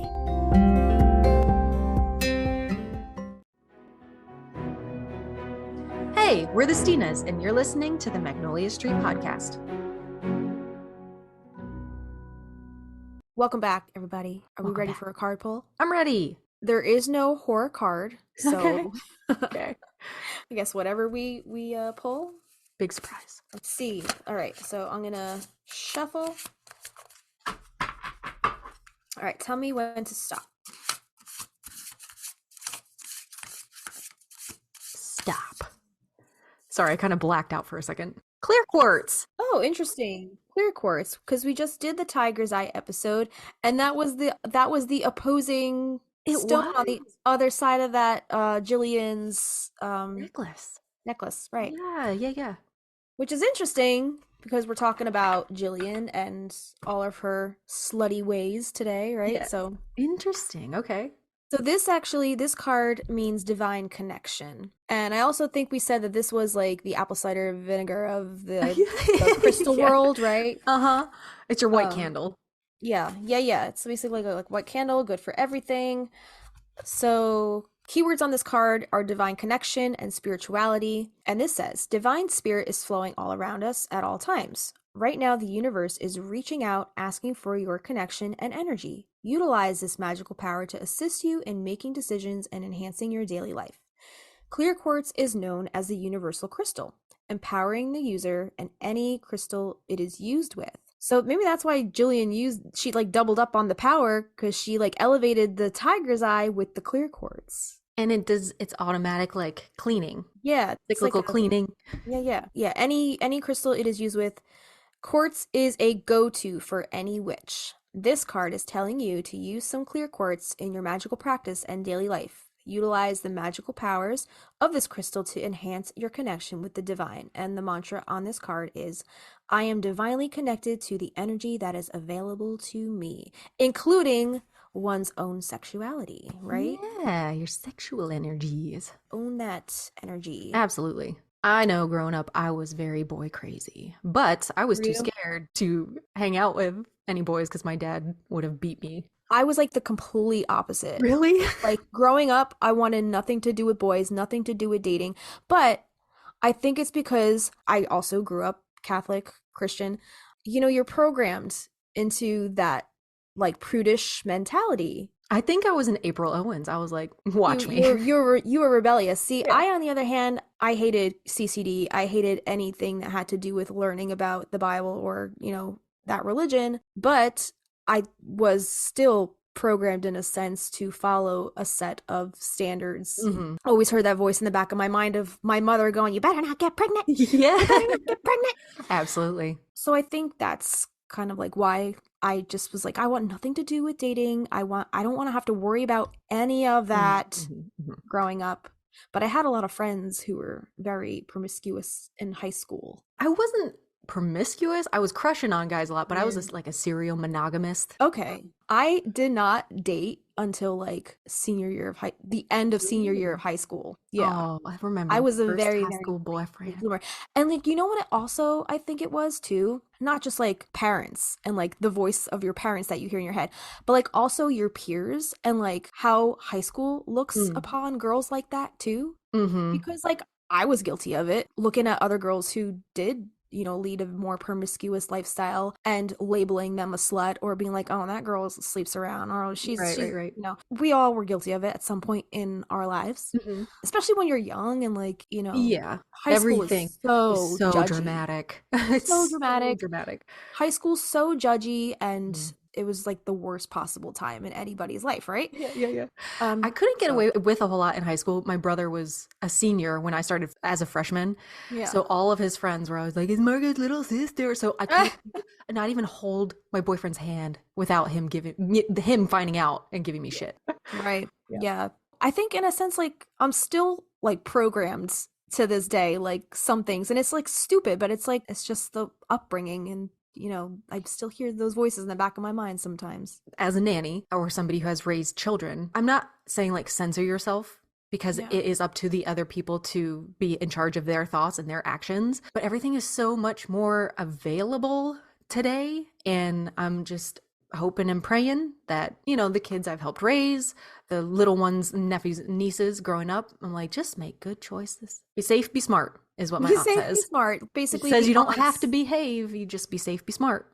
Like, okay. what the aunts told Jillian, right? Mm-hmm. Exactly. Yeah. Tell me about Jezebel. All right. Well, I don't know nothing about Jezebel, but I'm just going to read this to you right now. Okay. So Jezebel, historical figure mentioned in the Book of Kings of the Hebrew Bible, was the daughter of Ithabal of Tyre and the wife of Ahab, the king of Israel. This narrative unfolds in a complex historical and political context, blending religious tensions and power struggles. Jezebel's introduction to the biblical narrative describes her as a Phoenician princess, the daughter of King Ithabal of Tyre. She married King Ahab of Samaria, cementing political ties between Israel and Phoenicia. Notably, this union resulted in the establishment of a Baalist altar in Samaria, reflecting Jezebel's influence in promoting Baal worship, a move that angered the Yahwists. I guess Yahweh, right? Yahweh was God. Right. So And anybody is who believes. Baal more, I guess, remember we talked about Satan and the devil, and Baal was wrapped up in that, and you were telling me about Balenciaga. So Yeah. Jezebel, I guess, at the time was not a practicing Yahwist. They were more pagan, Okay, maybe. Okay. As queen, Jezebel played a pivotal role in institutionalizing Baalism and suppressing the worship of other gods through harsh measures. This led to confrontations, notably the challenge at Mount Carmel between the prophets of Yahweh, led by Elijah, and Jezebel's prophets of Baal and Asherah. Elijah's success in summoning Yahweh's intervention elevated him in the eyes of the Israelites. Jezebel's controversial actions extended beyond religious matters. In one instance, she orchestrated the execution of Naboth, resolving a business dispute between Naboth and Ahab concerning a vineyard. This act, performed under false charges, drew criticism from the prophet Elijah, who prophesied doom for Jezebel's family. Jezebel's dramatic story concludes with a series of tragic events following her husband Ahab's death in battle. Her son Ahaziah inherited the throne but met an untimely demise due to an accident. The succession continued as Jehoram, another son of Jezebel, took over. However, Jehu, a rebellious commander, eventually usurped the throne, initiating a chain of events that sealed Jezebel's fate. As Jehu approached the royal palace in Jezreel, Jezebel anticipated his arrival. In a symbolic and defiant act, she adorned herself with makeup, a formal wig, and jewelry, standing at a window to taunt Jehu. Scholars interpret this not as an attempt at seduction, but as a public display of defiance by the Queen Mother, asserting her authority from the royal houses and cult. Unfazed by Jezebel's theatrics, Jehu ordered her eunuch servants to throw her from the window. So eunuch meaning men that don't have penises. Right? Is that what that is? Castrated, right. Maybe. Yeah, they're like maybe they're not penises. I don't they're know. Ken dolls. They just Are have they bumps. totally- Okay. I don't know. Are they? I don't But know. no, wait. Now I'm curious. Does that mean nothing, or does that just mean castrated? Could you look that Wait. up? I thought it was Yeah. yeah. Oh, no, you're right. A man who has been castrated, especially in the past, when employed to guard the woman's living areas. An ineffectual person is the alternate definition. But Okay. yeah, it's a man who has been castrated. It says throughout history, castration often served as a specific social function. Yeah, interesting though, not to go too off topic, but it says the term eunuch is derived from the ancient Greek Eunin Etchen, meaning bed guard. One of the social functions performed by the eunuch was to protect a royal or aristocratic women's quarters and to serve the women of the court. So I'm wondering if they were given these positions, they were castrated specifically for this duty that they had to fulfill. So it wasn't a threat to the throne. So the women don't inherently, I guess, like feel the need to fornicate with these bed guards or whatever you want to call them. So they were not a threat to the throne, maybe. So they just took their penises away. Anyway, all right. So yeah, so it seems like maybe that's why they call women who wear a lot of makeup like a trollop or like Jezebel, yeah. a Jezebel. Yeah, because of this story. She wore all this makeup, she decked herself out. Right, So and not as a seductive way, but as to assert her power. This is her home. so unfazed by the did I read that part?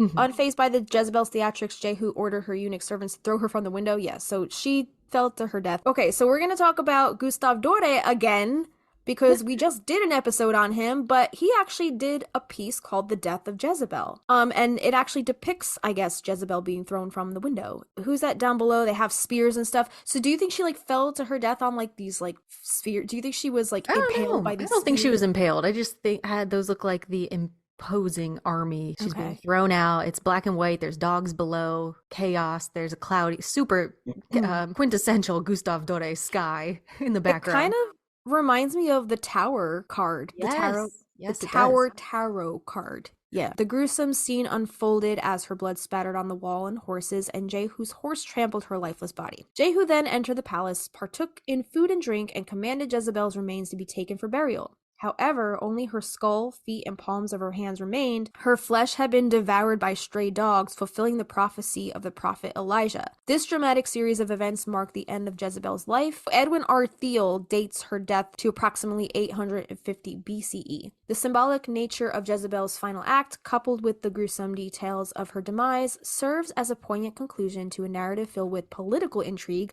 religious conflicts, and the rise and fall of a powerful queen in ancient Israel. It's so crazy how like that name just gets twisted over Mhm. time. I don't know of anybody who knows besides theologians this story, you know? Maybe I might be surprised, but I'm ignorant of this story. I'm ignorant of the entire Bible, as you I've never paid attention in CCD, but kind of revisiting certain passages depending on, what topics we're talking about is really interesting to like see kind of like origins of some of these I stories. agree. I love it. So, according to Geoffrey Bromley, the depiction of Jezebel as the incarnation of Canaanite cultic and political practices detested by Israelite prophets and loyalists has given her a literary life far beyond the existence of a 9th century Tyrian princess. Through the centuries, the name Jezebel came to be associated with false prophets. By the early 20th century, it was also associated with fallen or abandoned women. In Christian lore, okay, I didn't make There it that is. up. Nope. I'm not an asshole. No. It's literally Christian lore. Yes. A comparison to Jezebel suggested that a person was a pagan or an apostate masquerading as a servant of God. By manipulation and seduction, she misled the saints of God into sins of idolatry and sexual immorality. In particular, Christians associated Jezebel with promiscuity. The cosmetics which Jezebel applied before her death also led some Christians to associate makeup with vice, which we were just saying. We're so smart. Yeah, in the Middle Ages, the chronicler Matthew Paris criticized Isabella of Angoulême, the queen of consort of John, King of England, by writing that she was, quote, more Jezebel than Isabel. So I guess shit. Isabel is the more conservative and Jezebel is the more promiscuous, it seems. Well, her name is Isabel. The wife's name was Isabel, and this person was like giving her a rip and she's more Jezebel than Isabel. Oh, okay. Got it. In modern usage, the name of Jezebel is sometimes used as a synonym for sexually promiscuous or controlling women. The Jezebel stereotype is an oppressive image and was used as a justification for sexual assault and sexual servitude during the eras of colonization and slavery in the United States. Yikes. So, interesting little tidbit. There is a website called Jezebel.com, and no, it's not porn. So, Jezebel is a US-based website featuring news and cultural commentary geared towards women. It was launched in 2007 by Gawker Media under the editorship of Anna Holmes as a feminist counterpoint to traditional women's magazines. Founding editor Anna Holmes says she sought to create a counterpart to women's print magazines such as Vogue and Cosmopolitan. According to Jordan Michael Smith, Holmes hated Glamour's worship of the luxury, the lack of racial diversity, and the shallowness of women's publications generally. The site was launched with the tagline, quote, celebrity, sex, fashion, without airbrushing, end quote. Emma Goldberg of the New York Times describes the site's hallmark as, quote, feminist cultural criticism with an edge. Cute. I did skirt around on there a little bit. There's just independently written articles and stuff like that. But I was like, Jezebel.com. I'm kind of scared to click on this. But yeah, for you guys. It's like, I guess it's a super feminist Vogue, I guess. Sure. Yeah. Right? Yeah. I mean, let's be honest. All of those major magazine publications, Vogue, Cosmopolitan, whatever, women's magazine, they do have kind of a patriarchal kind of edge to them. They're all very like, this is the set of beauty standards that every woman has to fit all into. The same information regurgitated over how to get your man to want to have sex with you, like all these like stupid advice columns, like right. All right, let's talk sacred goddess, sacred prostitution, rediscovering the sacred feminine. Goddesses within their original cultures were later on turned into what is now erroneously called demons. Such a thing was done because I love how we just keep going. I love it. Such a thing was done because these women represented power, strength, wisdom, knowledge, life. They were turned into something dark because their link with the sacred prostitution, another term commonly misunderstood. The sacred prostitute or sacred mother, sacred feminine, were all one. Prostitute by ancient definition is not the same as the word whore or slut. It represents the concept of origin, beginning, nurture, sensuality, fertility, light, dark, the portal by which the exchange of primordial forces took place. It was, quote, the great mother or great portal. Any culture whose belief was primarily on the goddess was a threat because of what it represented, the power to create. Though in this context, those words don't mean the same thing as it stated, it's interesting to note, as we did at the top of the show, with the list of, the slut synonyms, how they're kind of all considered interchangeable now to some degree. So I want to talk a little bit about, we touched on Lilith, right? But we also threw in names like Ishtar and Inanna. So we're going to go through some ancient deities. Ishtar, also known as Astarte. Ishtar, the goddess of love, life, war, and fertility, stands as an embodiment of sensuality and power, recognized as the high priestess or queen of sacred prostitutes. Ishtar challenges modern interpretations of sacred courtesans, like Satine. Nicole Kidman. Satine. As priestesses chosen for spiritual abilities rather than engaging in commercialized sex work. This perspective underscores the ancient belief in the sacred nature of women and sexuality, diverging from contemporary views. Another one is Ereshkigal. As the goddess of the underworld, Ereshkigal's narrative mirrors that of Persephone in Greek mythology. Kidnapped by the dragon Kur and later abandoned by Nergal, Ereshkigal's journey represents the transformation from innocence to maturity and strength. Her struggles serve as a metaphor for personal growth and the empowerment that arises from overcoming challenges. Inanna is next. Inanna is the sister to Ereshkigal, and they undergo a symbolic descent into the underworld, navigating through the seven gates.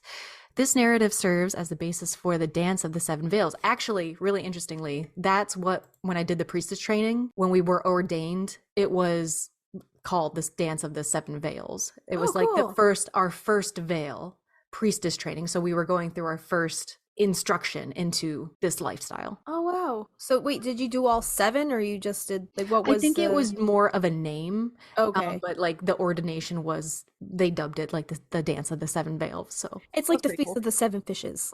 Yeah, yeah. Okay. The number is semantics.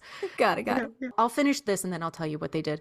So Okay. each veil removed symbolizes leaving behind a part of yourself until she stands naked, signifying a woman who has delved into the deepest recesses of her soul and emerged triumphant. The number 7 holds significance, representing the power of the Kundalini or the 7 serpents. Really interesting. So long story short, I couldn't do my initiation at the same time as everybody else because I had broken my ankle and I was hospitalized. Oh no. Kind of, I don't know if it was like divine timing, if it was supposed to happen this way, but this was so powerful because they redid everything for me. I think there was 12 other women, which was kind of cool because there was 13 of us, Uh-huh. and the instructor. And they had me lay on outside. This woman's house is gorgeous. She has like California, like quintessential, beautiful pool, beautiful vista. Yeah. Amazing. So we did a few other things, but this 7 veils part, I was instructed to lay on one of the lounge chairs. I was fully flat and all the women had veils, like see-through different color veils. And they were all going around and there was music around and they all laid the veils over my face. And I was supposed to keep my eyes open. So you see through all the colors as they keep putting different shades and more layers on your face. And then they led me through a meditation, basically saying like the past year going through the priestess training and all that I learned and everything that I shed from my old life and really beautiful stuff about self-forgiveness and things like that. And at the end, one by one, they just gently and slowly pulled each layer away. So it was almost like you were like coming out of the womb again and like being born. And like I was sobbing. Oh It my was God. so pretty. Did they It do was that amazing. for everybody else too? Like, did each, I guess, each person in your coven get that special like moment doing Yeah, the they same did. They thing? had done it, I think, a couple weeks before when everybody was together. But Wow. I just wasn't able to go because I was drugged up. Oh Painkillers. no. So Oh, that that's sucks. interesting. That's like such in the back of my mind that even just doing these notes, the names are familiar, but then I'm Yeah. like, oh, 7 veils. Oh shit, I have a story about that. So thanks for letting me tell that Yeah, story. It was yeah. very beautiful. That sounds beautiful. Isn't it like crazy how some things that happen to you in your life just seem like like dream, like so surreal, like so beautiful that it almost seems surreal or like it didn't really actually happen, Absolutely. Yeah, right? it does. Yeah. So the next one is Kali. Often misunderstood due to her fierce physical representation, Kali is the equivalent of the Egyptian goddess Sekhmet. Contrary to misconceptions, Kali represents the goddess of order and justice. Associated with death and rebirth, Kali signifies the cyclical nature of life. Shiva's connection to Kali is explored, emphasizing the ancient concept of destruction as a means of maintaining equilibrium rather than the negative connotations associated with it today. So, in ancient Hindu texts named the Puranas, it is written how Kali emanated from the mind of Durga. Durga? Durga. Durga is the mother goddess who has many arms and who sits on top of a lion, the taming of the animal part within us. Kali was born during a time when Durga needed to gather her most strength to fight demons. At the moment Kali emerged dressed and ready. It is interesting how in comparison in Greek mythology, it also refers to Athena being born out of Zeus's mind. Athena is also a warrior goddess. Like Kali, Athena represents inner strength and the independent woman. Durga was the one in charge of killing demons and Kali would do the cleaning. This is a representation of enlightenment. Durga represents the inner work, the facing of our darkest parts, commonly known as our inner demons or our shadow side, we're more used to hearing. Out of that struggle, Kali is born. Real quick, Kali, I'm pretty sure she like cuts the head off of men. Yeah. Yeah. Our third eye is awakened, allowing us to see past what is in front of us. And Persephone also makes this list. In ancient Greece, Persephone, initially named Kore or Kore, symbolized the transition from girl to woman. The Eleusinian Mysteries ritual venerates both mother and daughter, showcasing Persephone's journey of connecting with Adonis, representing the subconscious. The myth underscores the importance of inner work and achieving womanhood, coupled with the potential dangers of bitterness and the transformative power of introspection. All of these goddesses whose identity and meaning got twisted by those who control the then new patriarchal systems, were there to teach powerful lessons. Instead, they got slandered, called demons, devils, prostitutes, etc. Everything that was wrong with the world was put on them. Women were forced to suppress the need to connect with self. Their powers were suppressed, making sure that they were looked at as damaged, guilty of making humankind lose favor with the great creator. They took women and turned their inner power into something to be feared, falsely teaching women were demonic if their power was allowed to shine. They claimed a powerful woman was dangerous and had fallen out of grace with the new god they created. You can see then how big of a threat these women were and what they represented to the patriarchal system. As you can see, all these goddesses had to undergo a system of transformation in order to claim their power. They had to do the work in order to emerge as empowered women, not in a superficial way, but in a deep, real way. They represented the woman who has, at her deepest spiritual, physical, mental, energetic level, connected with her source, connected with her power, connected with the real beings of all, otherwise known as God, the big G. The loving, just God who transcends any egotistical needs. These women connected with their sexual energy, one of the greatest energies ever given to us, and which lies dormant at the root chakra of the base of our spinal cord. God is a woman. Yes, I had Yes, that. Ariana. Yes.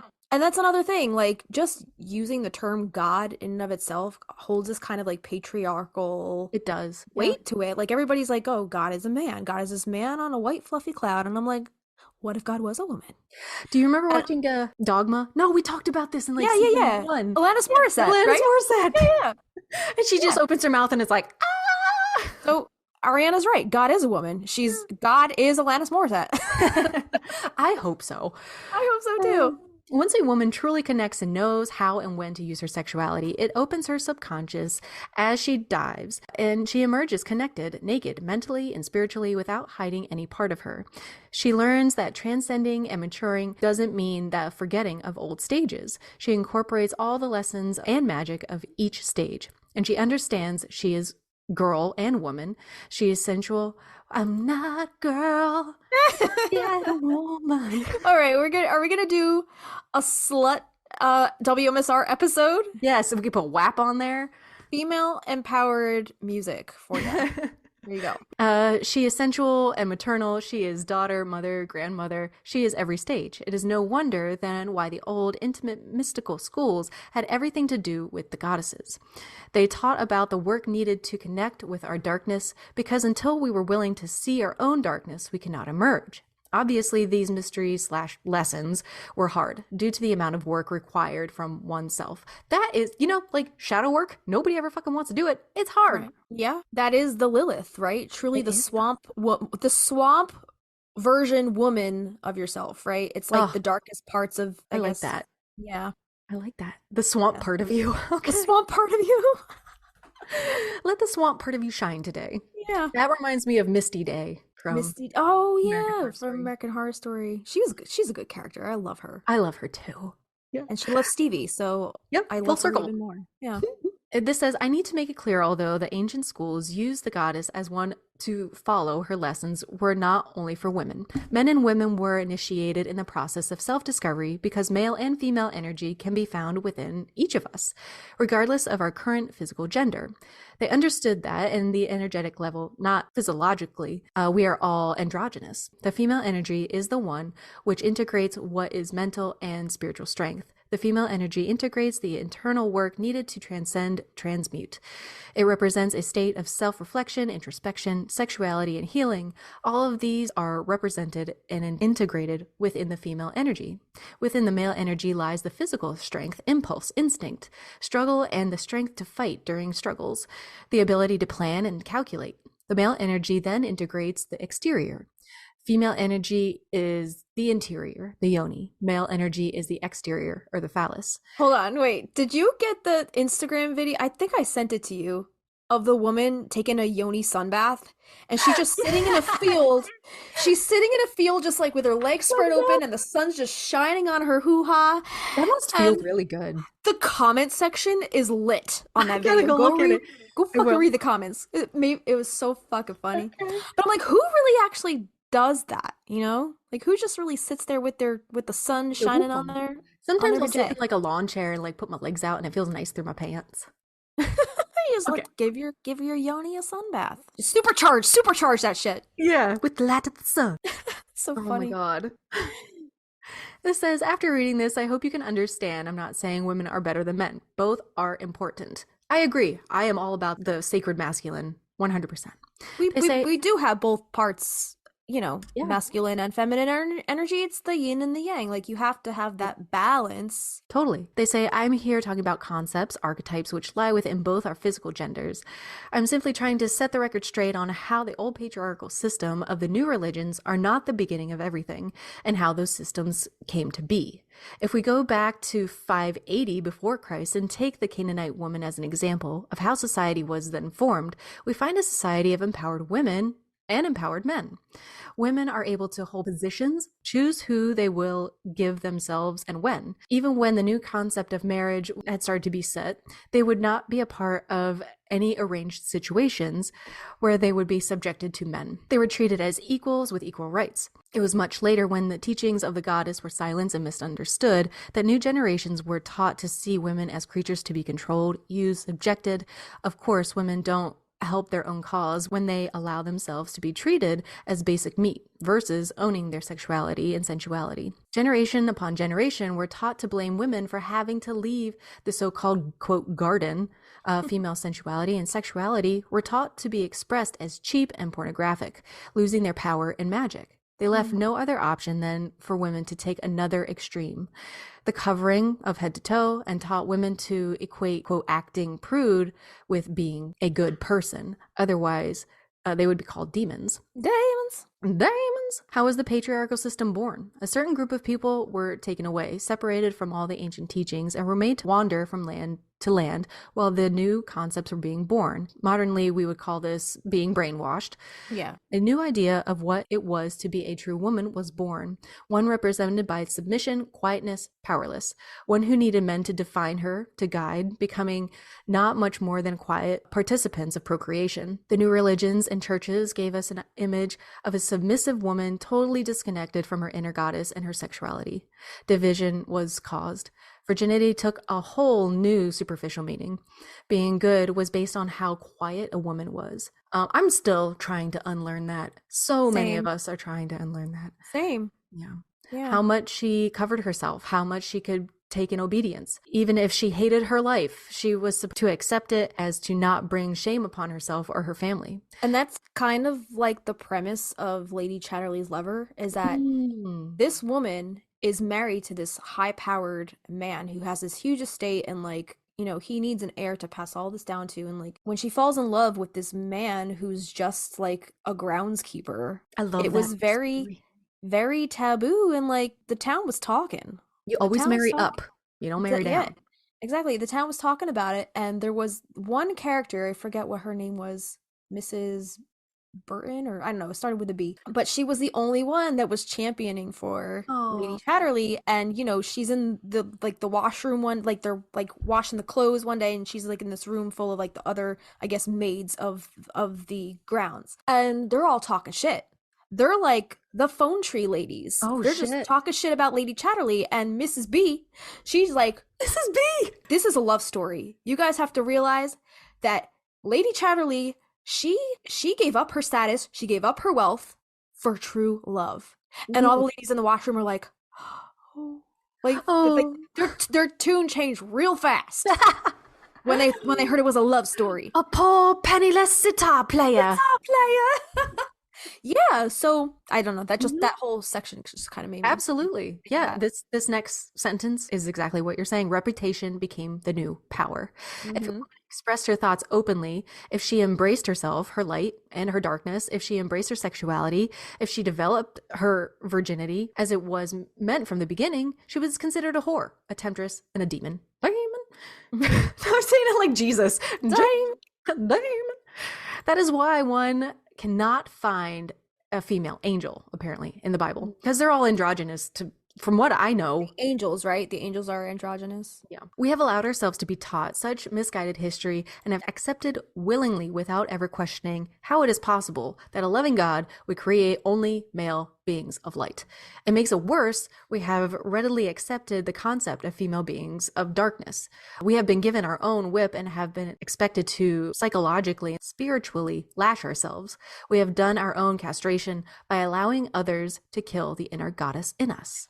And real quick, I have to just say the book Women Who Run with the Wolves So good. was so freaking empowering when I read that. It was so liberating, and It's it made a wonderful book. realize that like owning your inner power, your own sexuality, and you don't have to belittle yourself to a man to be in your power. You know how often I'm out in the store and I think I'm in the way. I have to like be like, you're not in the way. Take up Me too. space. You are a person. You deserve to Yeah. be here. You need those freaking bananas.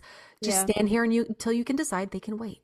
Yeah. But we're just constantly bred, taught that you're taking up too much space. Be small. In modern society, there is still such division. There are women who still are not in touch with their inner goddesses, buying into false ego based on fake reputation. There are also women who have taken the other extreme and abused their bodies, their inner goddess, giving willingly their power by letting themselves be used as nothing else than sexual objects. It's your body, do what you want to do. Well, on the flip side, I'm kind of reading that as like women who end up with eating disorders because they're trying to fit into this certain standard of beauty. Like if they're hurting themselves, then it's a completely different thing than, you know, maybe doing sex work or selling your body for sex. Sex work, I feel like back in the day, I'm saying like maybe 20 years, it was like so looked down upon and like you're a whore, you're a trollop, you're a hooker, this or that. But like now I feel like it's so much more like people are more like hesitant to call somebody a hooker. Like no, they're a sex worker, that's their job. They have to make a living too. And if they want to strip for a living, then that's their prerogative. So I feel like there's more hesitation around shaming sex workers nowadays than like what it used to be. Yeah, I think if I would rewrite this sentence, which or just said, giving willingly their power by letting themselves be used as nothing else than sexual objects, I would say letting themselves be seen as nothing less than sexual objects. That's how I would change that. With what you were saying, it's totally correct. If there's both sides of the they're only spectrum. desirable because of their size, you know, that's that I could see where you're coming from there. Yeah. This says, it is time to awaken the goddess inside us. It's time to stop buying false ideas, to stop taking extremes of self-denial and judgmental attitudes which have nothing to do with the inner work required to awaken the goddess. It's time to stop taking other extremes where a woman doesn't own her sexuality, but her basic animal instincts rule her. And she thinks that equates to independence, without realizing that makes her no less a slave to the patriarchal system as the submissive woman, both hiding their true opinions, their true natures, their true selves in order to be pleasing. Real quick, that reminds me of, do you remember Sandra Bullock in Hope Floats? Yeah. Her mom goes, "What happened to you? You used to be so pleasing." And her words, "I had to be pleasing, mama, with a mom like you." Like we are taught to be pleasing to others, not ourselves. Desired or accepted by men, and ultimately to feed a false ego. And lastly, this says, the original history has been lost, misinterpreted, or perverted to what is now taught to us. It is their hope for people, specifically women, to take a step back and relearn their own history, or herstory. Herstory, I like that. Take charge of their lives to awaken their inner power. These goddesses are a great example of what it is to be a woman, to be a mother, to be a girl. They represent the sexual power and sensual side of women. They represent the first woman, Lilith, who, whether she existed physically or not, is irrelevant. What is important is the archetype she represented. Lilith, the archetype of the independent woman, a woman who is free, unafraid to give her opinion, a woman who is autonomous, empowered, and in control of her sexuality, a woman who neither hides behind old dogmas, neither abuses her body, allowing herself to be treated only as a pleasurable object for men's distractions. Lilith represents growth, a woman who embraces her light and darkness, who understands her sexuality is beautiful and powerful. A woman who doesn't compete with other women and shows herself for only who she truly is, no matter what others may think of her. That is Lilith, and that is the representation of the great goddess, the great mother, and the great woman. I love that. She's pretty badass, right? She's badass. Yes. She's a badass. Diamonds. Representing that swampy part of ourselves, that The swamp slut. swamp slut. T-shirt. T-shirt. in the Magnolia Street store, Oh God. available everywhere. Um, What should be slop our slut. lingo? Hmm. All right. So let's talk about some other deities associated with lust, promiscuity, carnality, and debauchery. Nice. I love a good debauchery. So, an exploration of the not so lovey dovey gods of lust, promiscuity, and alternative love. So, the first one, Shuname. Shuname is the Aztec goddess. So, there were 4 females appearing simply as sex goddesses, or specifically as the Shuname, a word of doubtful meaning. We are told that the Shuname in early times came up from the Gulf Coast to Tula, bringing a cult act where Huashtec warriors who had been captured were shot to death with arrows. The Shuname were looked upon as the wives of those who were about to be sacrificed in that fashion. These 4 sisters were individually named, the oldest, the younger, the middle one, and the youngest, names which easily became appended to women who were prone to sexual excesses. When merged into one, the 4 sisters became Shuina, patronesses of prostitutes and loose women, and also the wife of the Lord of the Dead.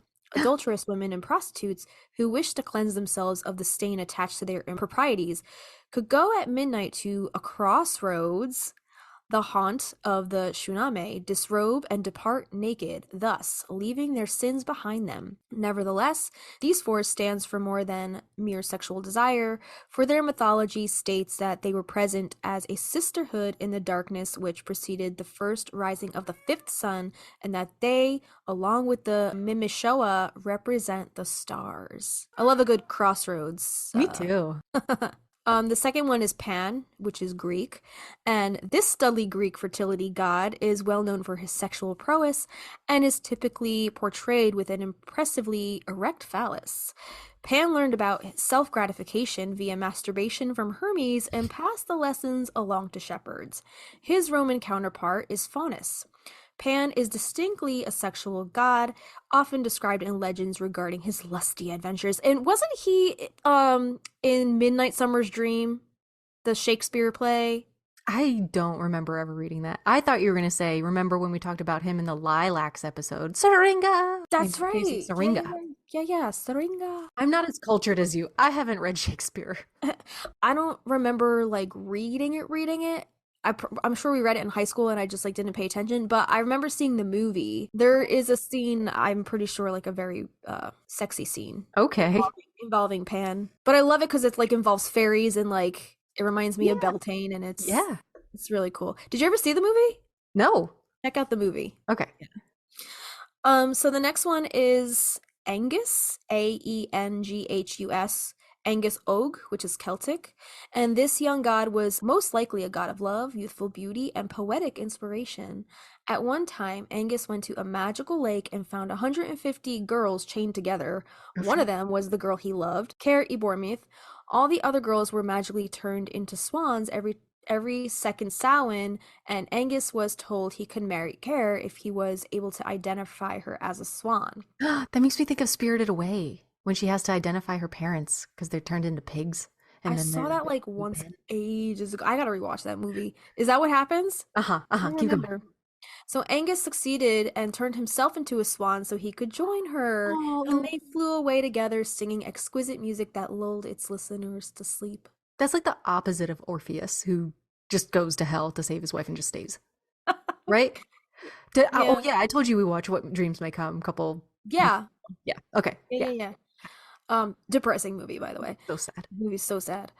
The fourth one is Min. It was an ancient Egyptian god whose cult originated in the pre-dynastic period, 4th millennium BCE. He was represented in many different forms, but was most often represented in male human form, shown with an erect penis, which he holds in his left hand, and an upheld right arm holding a flail. Don't know what that is.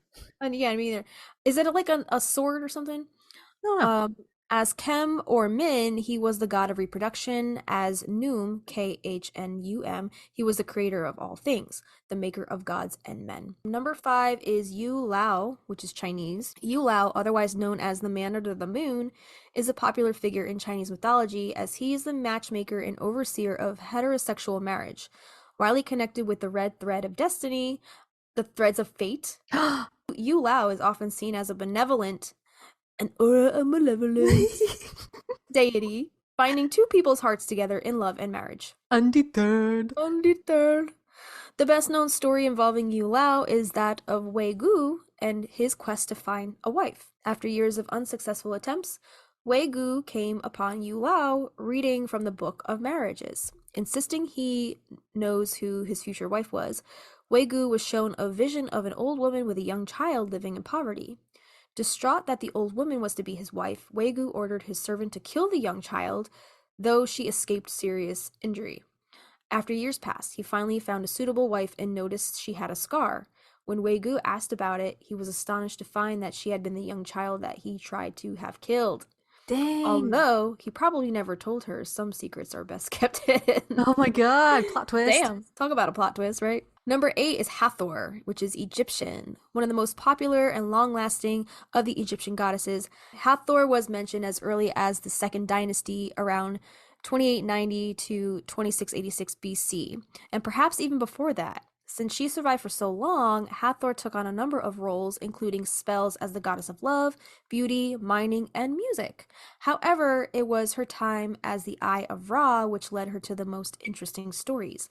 The Eye of Ra is the term Egyptians use for the feminine counterpart to Ra, a role filled by a number of goddesses, including Ra's daughter, Hathor. Found in King Tut's tomb, a story known as the Destruction of Mankind tells of a time when Hathor, at Ra's insistence, became the war goddess Sekhmet in order to punish humans for their sinful ways. When the bloodthirsty goddess got out of control, Ra tried to stop his daughter but failed. Just before she killed every last person on Earth, Ra managed to get her drunk. Oh shit. Hathor immediately forgot what she was doing and returned to normal. In another, possibly equally disturbing story, she performed a striptease for her father in order to cheer him up. Oh, What the fuck? okay. That's an interesting way to cheer up your dad. Okay. Number 9, Latzototl. That's Aztec and Toltec. So Latzototl, whose name can be variously translated as the Earth Goddess, Filth Goddess, or Dirt Goddess, Swamp slut. Swamp slut is the Aztec and Toltec goddess of guilty pleasures, who both inspires and forgives carnal acts. She is a love and earth goddess who is said to remove sins from her worshippers by absorbing them into herself. The punishment for adultery under harsh Aztec law was death, but if the offender confessed to Latzototl, he or she was absolved and the law would not touch them. However, a person was only allowed one confession per lifetime, so people would leave it as long as they could. So you're only allowed to have, I guess, one adulteratic experience to be able to be absolved by the law, I guess. I guess so. Is that what adultery is one of the 10 commandments? Thou shalt cannot commit adultery. I'm getting to a point here that in 5th grade, we had to pick a commandment to like draw out. I remember this to this day. This little boy, he drew a picture of a tree and put little dolls on it. And Sister Frances was like, "What is this?" He's like, "A doll tree." Stop. And she kept asking him, like she was like baiting him. And I'm like, "Why are you teaching this to us?" I don't know. Yeah. Oh my god. A doll tree. Yeah. That's creative. You got to give it to him. Mm-hmm. Everybody's so creative. All right, so for centuries, people have been fascinated by the tales of lustful gods and alternative relationship mythology. From the Greek gods to the Norse pantheon, these stories provide us with a unique insight into how we view relationships and our own sexuality, as well as provide us with valuable lessons about love, lust, power dynamics, and more. And all of that is going to be next week because we have more gods and goddesses we're going to talk about. Quite a few more articles to go through. But I wanted to throw into that list of deities, fucking Zeus, the biggest slut there is on this list, as well as like Dionysus, Bacchus. They were all about debauchery, free love. The nymphs, sexy little nymphs. Yeah. Freya, Aphrodite, and Venus. I don't know if they lean more toward like goody-goody love. No idea. But Eros was Aphrodite's son, and he was all about the procreation. Voluptua, I'm putting in there. And this one I've never heard of. Priapos is the son of Dionysus and Aphrodite, and he's the god of erections. Okay. There you go. There you go. Is that where the term nymphomaniac comes from? From the nymphs, from that whole story? Yep. Because they're like little like fairies that just go around fucking each other's brains out? Yep. Okay. All right. In layman's terms. That's it. But yeah, Zeus is quite the slut. Like, every single god or goddess So is Poseidon. is Poseidon's his a little slutty. child, right? Mhm. Isn't every single god or goddess Zeus's child? No, I think there are 6, like the main 6, and then Yeah. everybody else kind of came from them. But yeah, he's a big old slut. Big ol' slut. Mhm. See, boys can be sluts too. They just don't get as much shit for it. We're Right. calling you out, Zeus. And that's the lesson of the day. That's the lesson of the day. All right. Just own your inner swamp slut is what we're trying to say. Come back next week for more slut talk. That is all we have for you guys today. Just a reminder, you can check out all of the sources pertaining to today's episode via our hero page. The link is in our show notes. And thanks again to our patron and Palmiers for creating this app and keeping creators like us organized. If you guys do want to support the podcast on Patreon, you can support us for as little as $1 a month. That's our seedling tier, and that gets you access to our patron-only polls where you get to weigh in on what topics you would like us to talk about next. It also gets you our monthly calendar so you can see what topics we have coming up for the month, and it also gets you a welcome shout out on the show. Our $3 Lavender Bud tier gets you our show notes for each episode in an aesthetically pleasing PDF, our after hours posts, if there's any extra tidbits or behind the scenes info pertaining to any of our episodes, we'll post those along with a blog post or extra photos, and access to our specially curated Spotify playlists. We have created playlists for our WMSR episodes as well as Production Dream playlists for each song episode, and more. Our $5 Lilac tier gets you access to our private Facebook community where we host a monthly live stream. Plus, you'll get access to our Discord server where we host our monthly watch parties. And also on the Discord, you can join in on the discussion with other Magnolia Street neighbors via the various interesting channels and threads. And then here's the $8 Rose tier. This gets you access to extra audio visual content such as a once a month full-length video episode, unlimited bonus videos, uncut footage, cutting room floor footage, bloopers, outtakes, meditations, exclusive interviews, and old home videos from the vault, or spell or ritual videos, and more. It also gets you bonus content to coincide with our song-episodes, such as full-length demo streams of our original Practical Magic inspired music, plus lyric sheets, guitar chords, and original scratch demos, or bonus video performances of our songs and more. Lastly, we have our $15 Wisteria Vine tier. Just like a twisting Wisteria Vine, there's a way for you to stay connected with us, the Stinas. In this tier, we invite you to join our private Marco Polo video messaging app. The app is totally free for both Android and iOS. Sign up with your phone number or email, and we will help you do the rest. This is a great way to chat with each other in a more intimate group setting, face-to-face via video recording. We love to show each other our pets, our gardens, or anything else you'd like to share. And just a reminder that the higher the tier you sign up under, the more rewards you get, because you get all of the rewards of the tiers below it. You can upgrade or downgrade or even cancel at any time. So to support the podcast, head to patreon.com/Magnolia Street Podcast. Yeah, and there are additional ways to support us and our podcast that don't cost you any money. If you do listen on Spotify, please give us a star rating. If you listen to us on Apple Podcasts, please give us a written review. We love sharing those on our Instagram. And if you're on Instagram, we would really appreciate any reposts or blurbs about our podcast. And make sure to tag us at Magnolia Street Podcast in your feed, posts, stories, and share us with your Practical Magic loving friends. Support the sluts. Swamp Sluts Unite. Sluts unite. We also have merch. I don't know if that t-shirt's going to make it on the site, but It's fun to joke about. yeah. If you guys want it, we'll make it for you. You can head to our Instagram. We have Koji links over there. If you want to find our Teespring, that's where you can get some merch from our show. And that's all we have for you this week. Yep. Yeah. Yeah. Diamonds. Diamond sluts. All right, slut. I'll talk to you later. All right, slut. I'm Christina. I'm Justina. We'll see you next time. That's fine. Okay, whatever. See ya. At the house on Magnolia Street, would you go down to Magnolia Street when the wisteria grow out?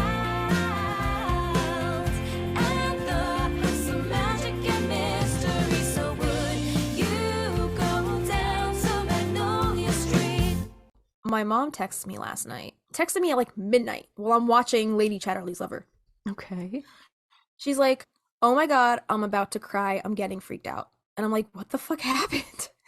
She was like, "I was just in the garage trying to get Allie to work off some of his zoomies, and he left after a minute, and I was quietly sorting my plastic containers," because my mom she organizes for fun.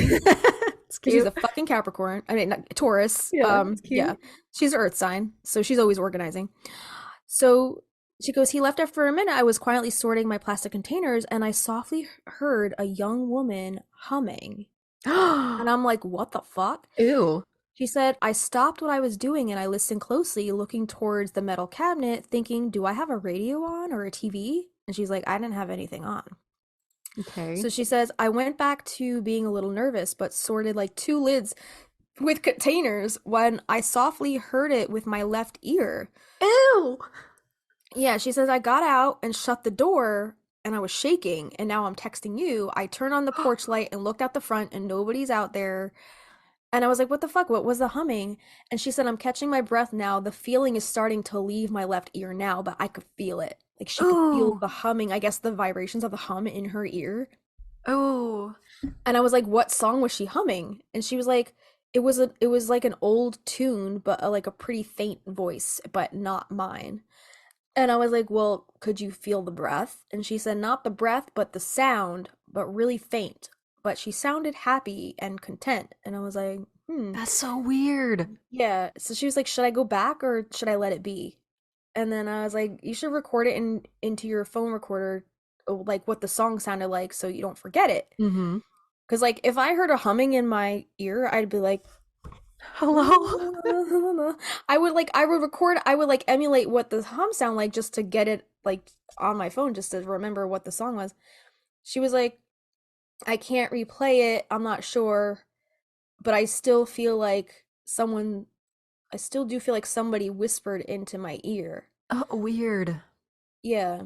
That's so spooky. I was like, could you hum it again if you tried to remember the melody? And she was like, it was very, very short, like when you might be baking or tidying, like, you know how like you hum to yourself when you're like doing stuff? And she goes like, I was? And I was like, damn, now I want to know what song it was. That's so And weird. she was like, it wasn't a song. It was kind of like when I hum at nothing, just like when I'm like doing dishes or yeah, like a little ditty. my mom does that. She hums to herself. And I'm like, what are you singing? And she's like, I don't know, just humming. I was like, are you sure it wasn't your echo? She said my mouth was shut tight but the cat left right before I heard it. And then I was like, what if it was your own ghost from the future? Oh my god. Don't do that to her. Oh, it's fucked up.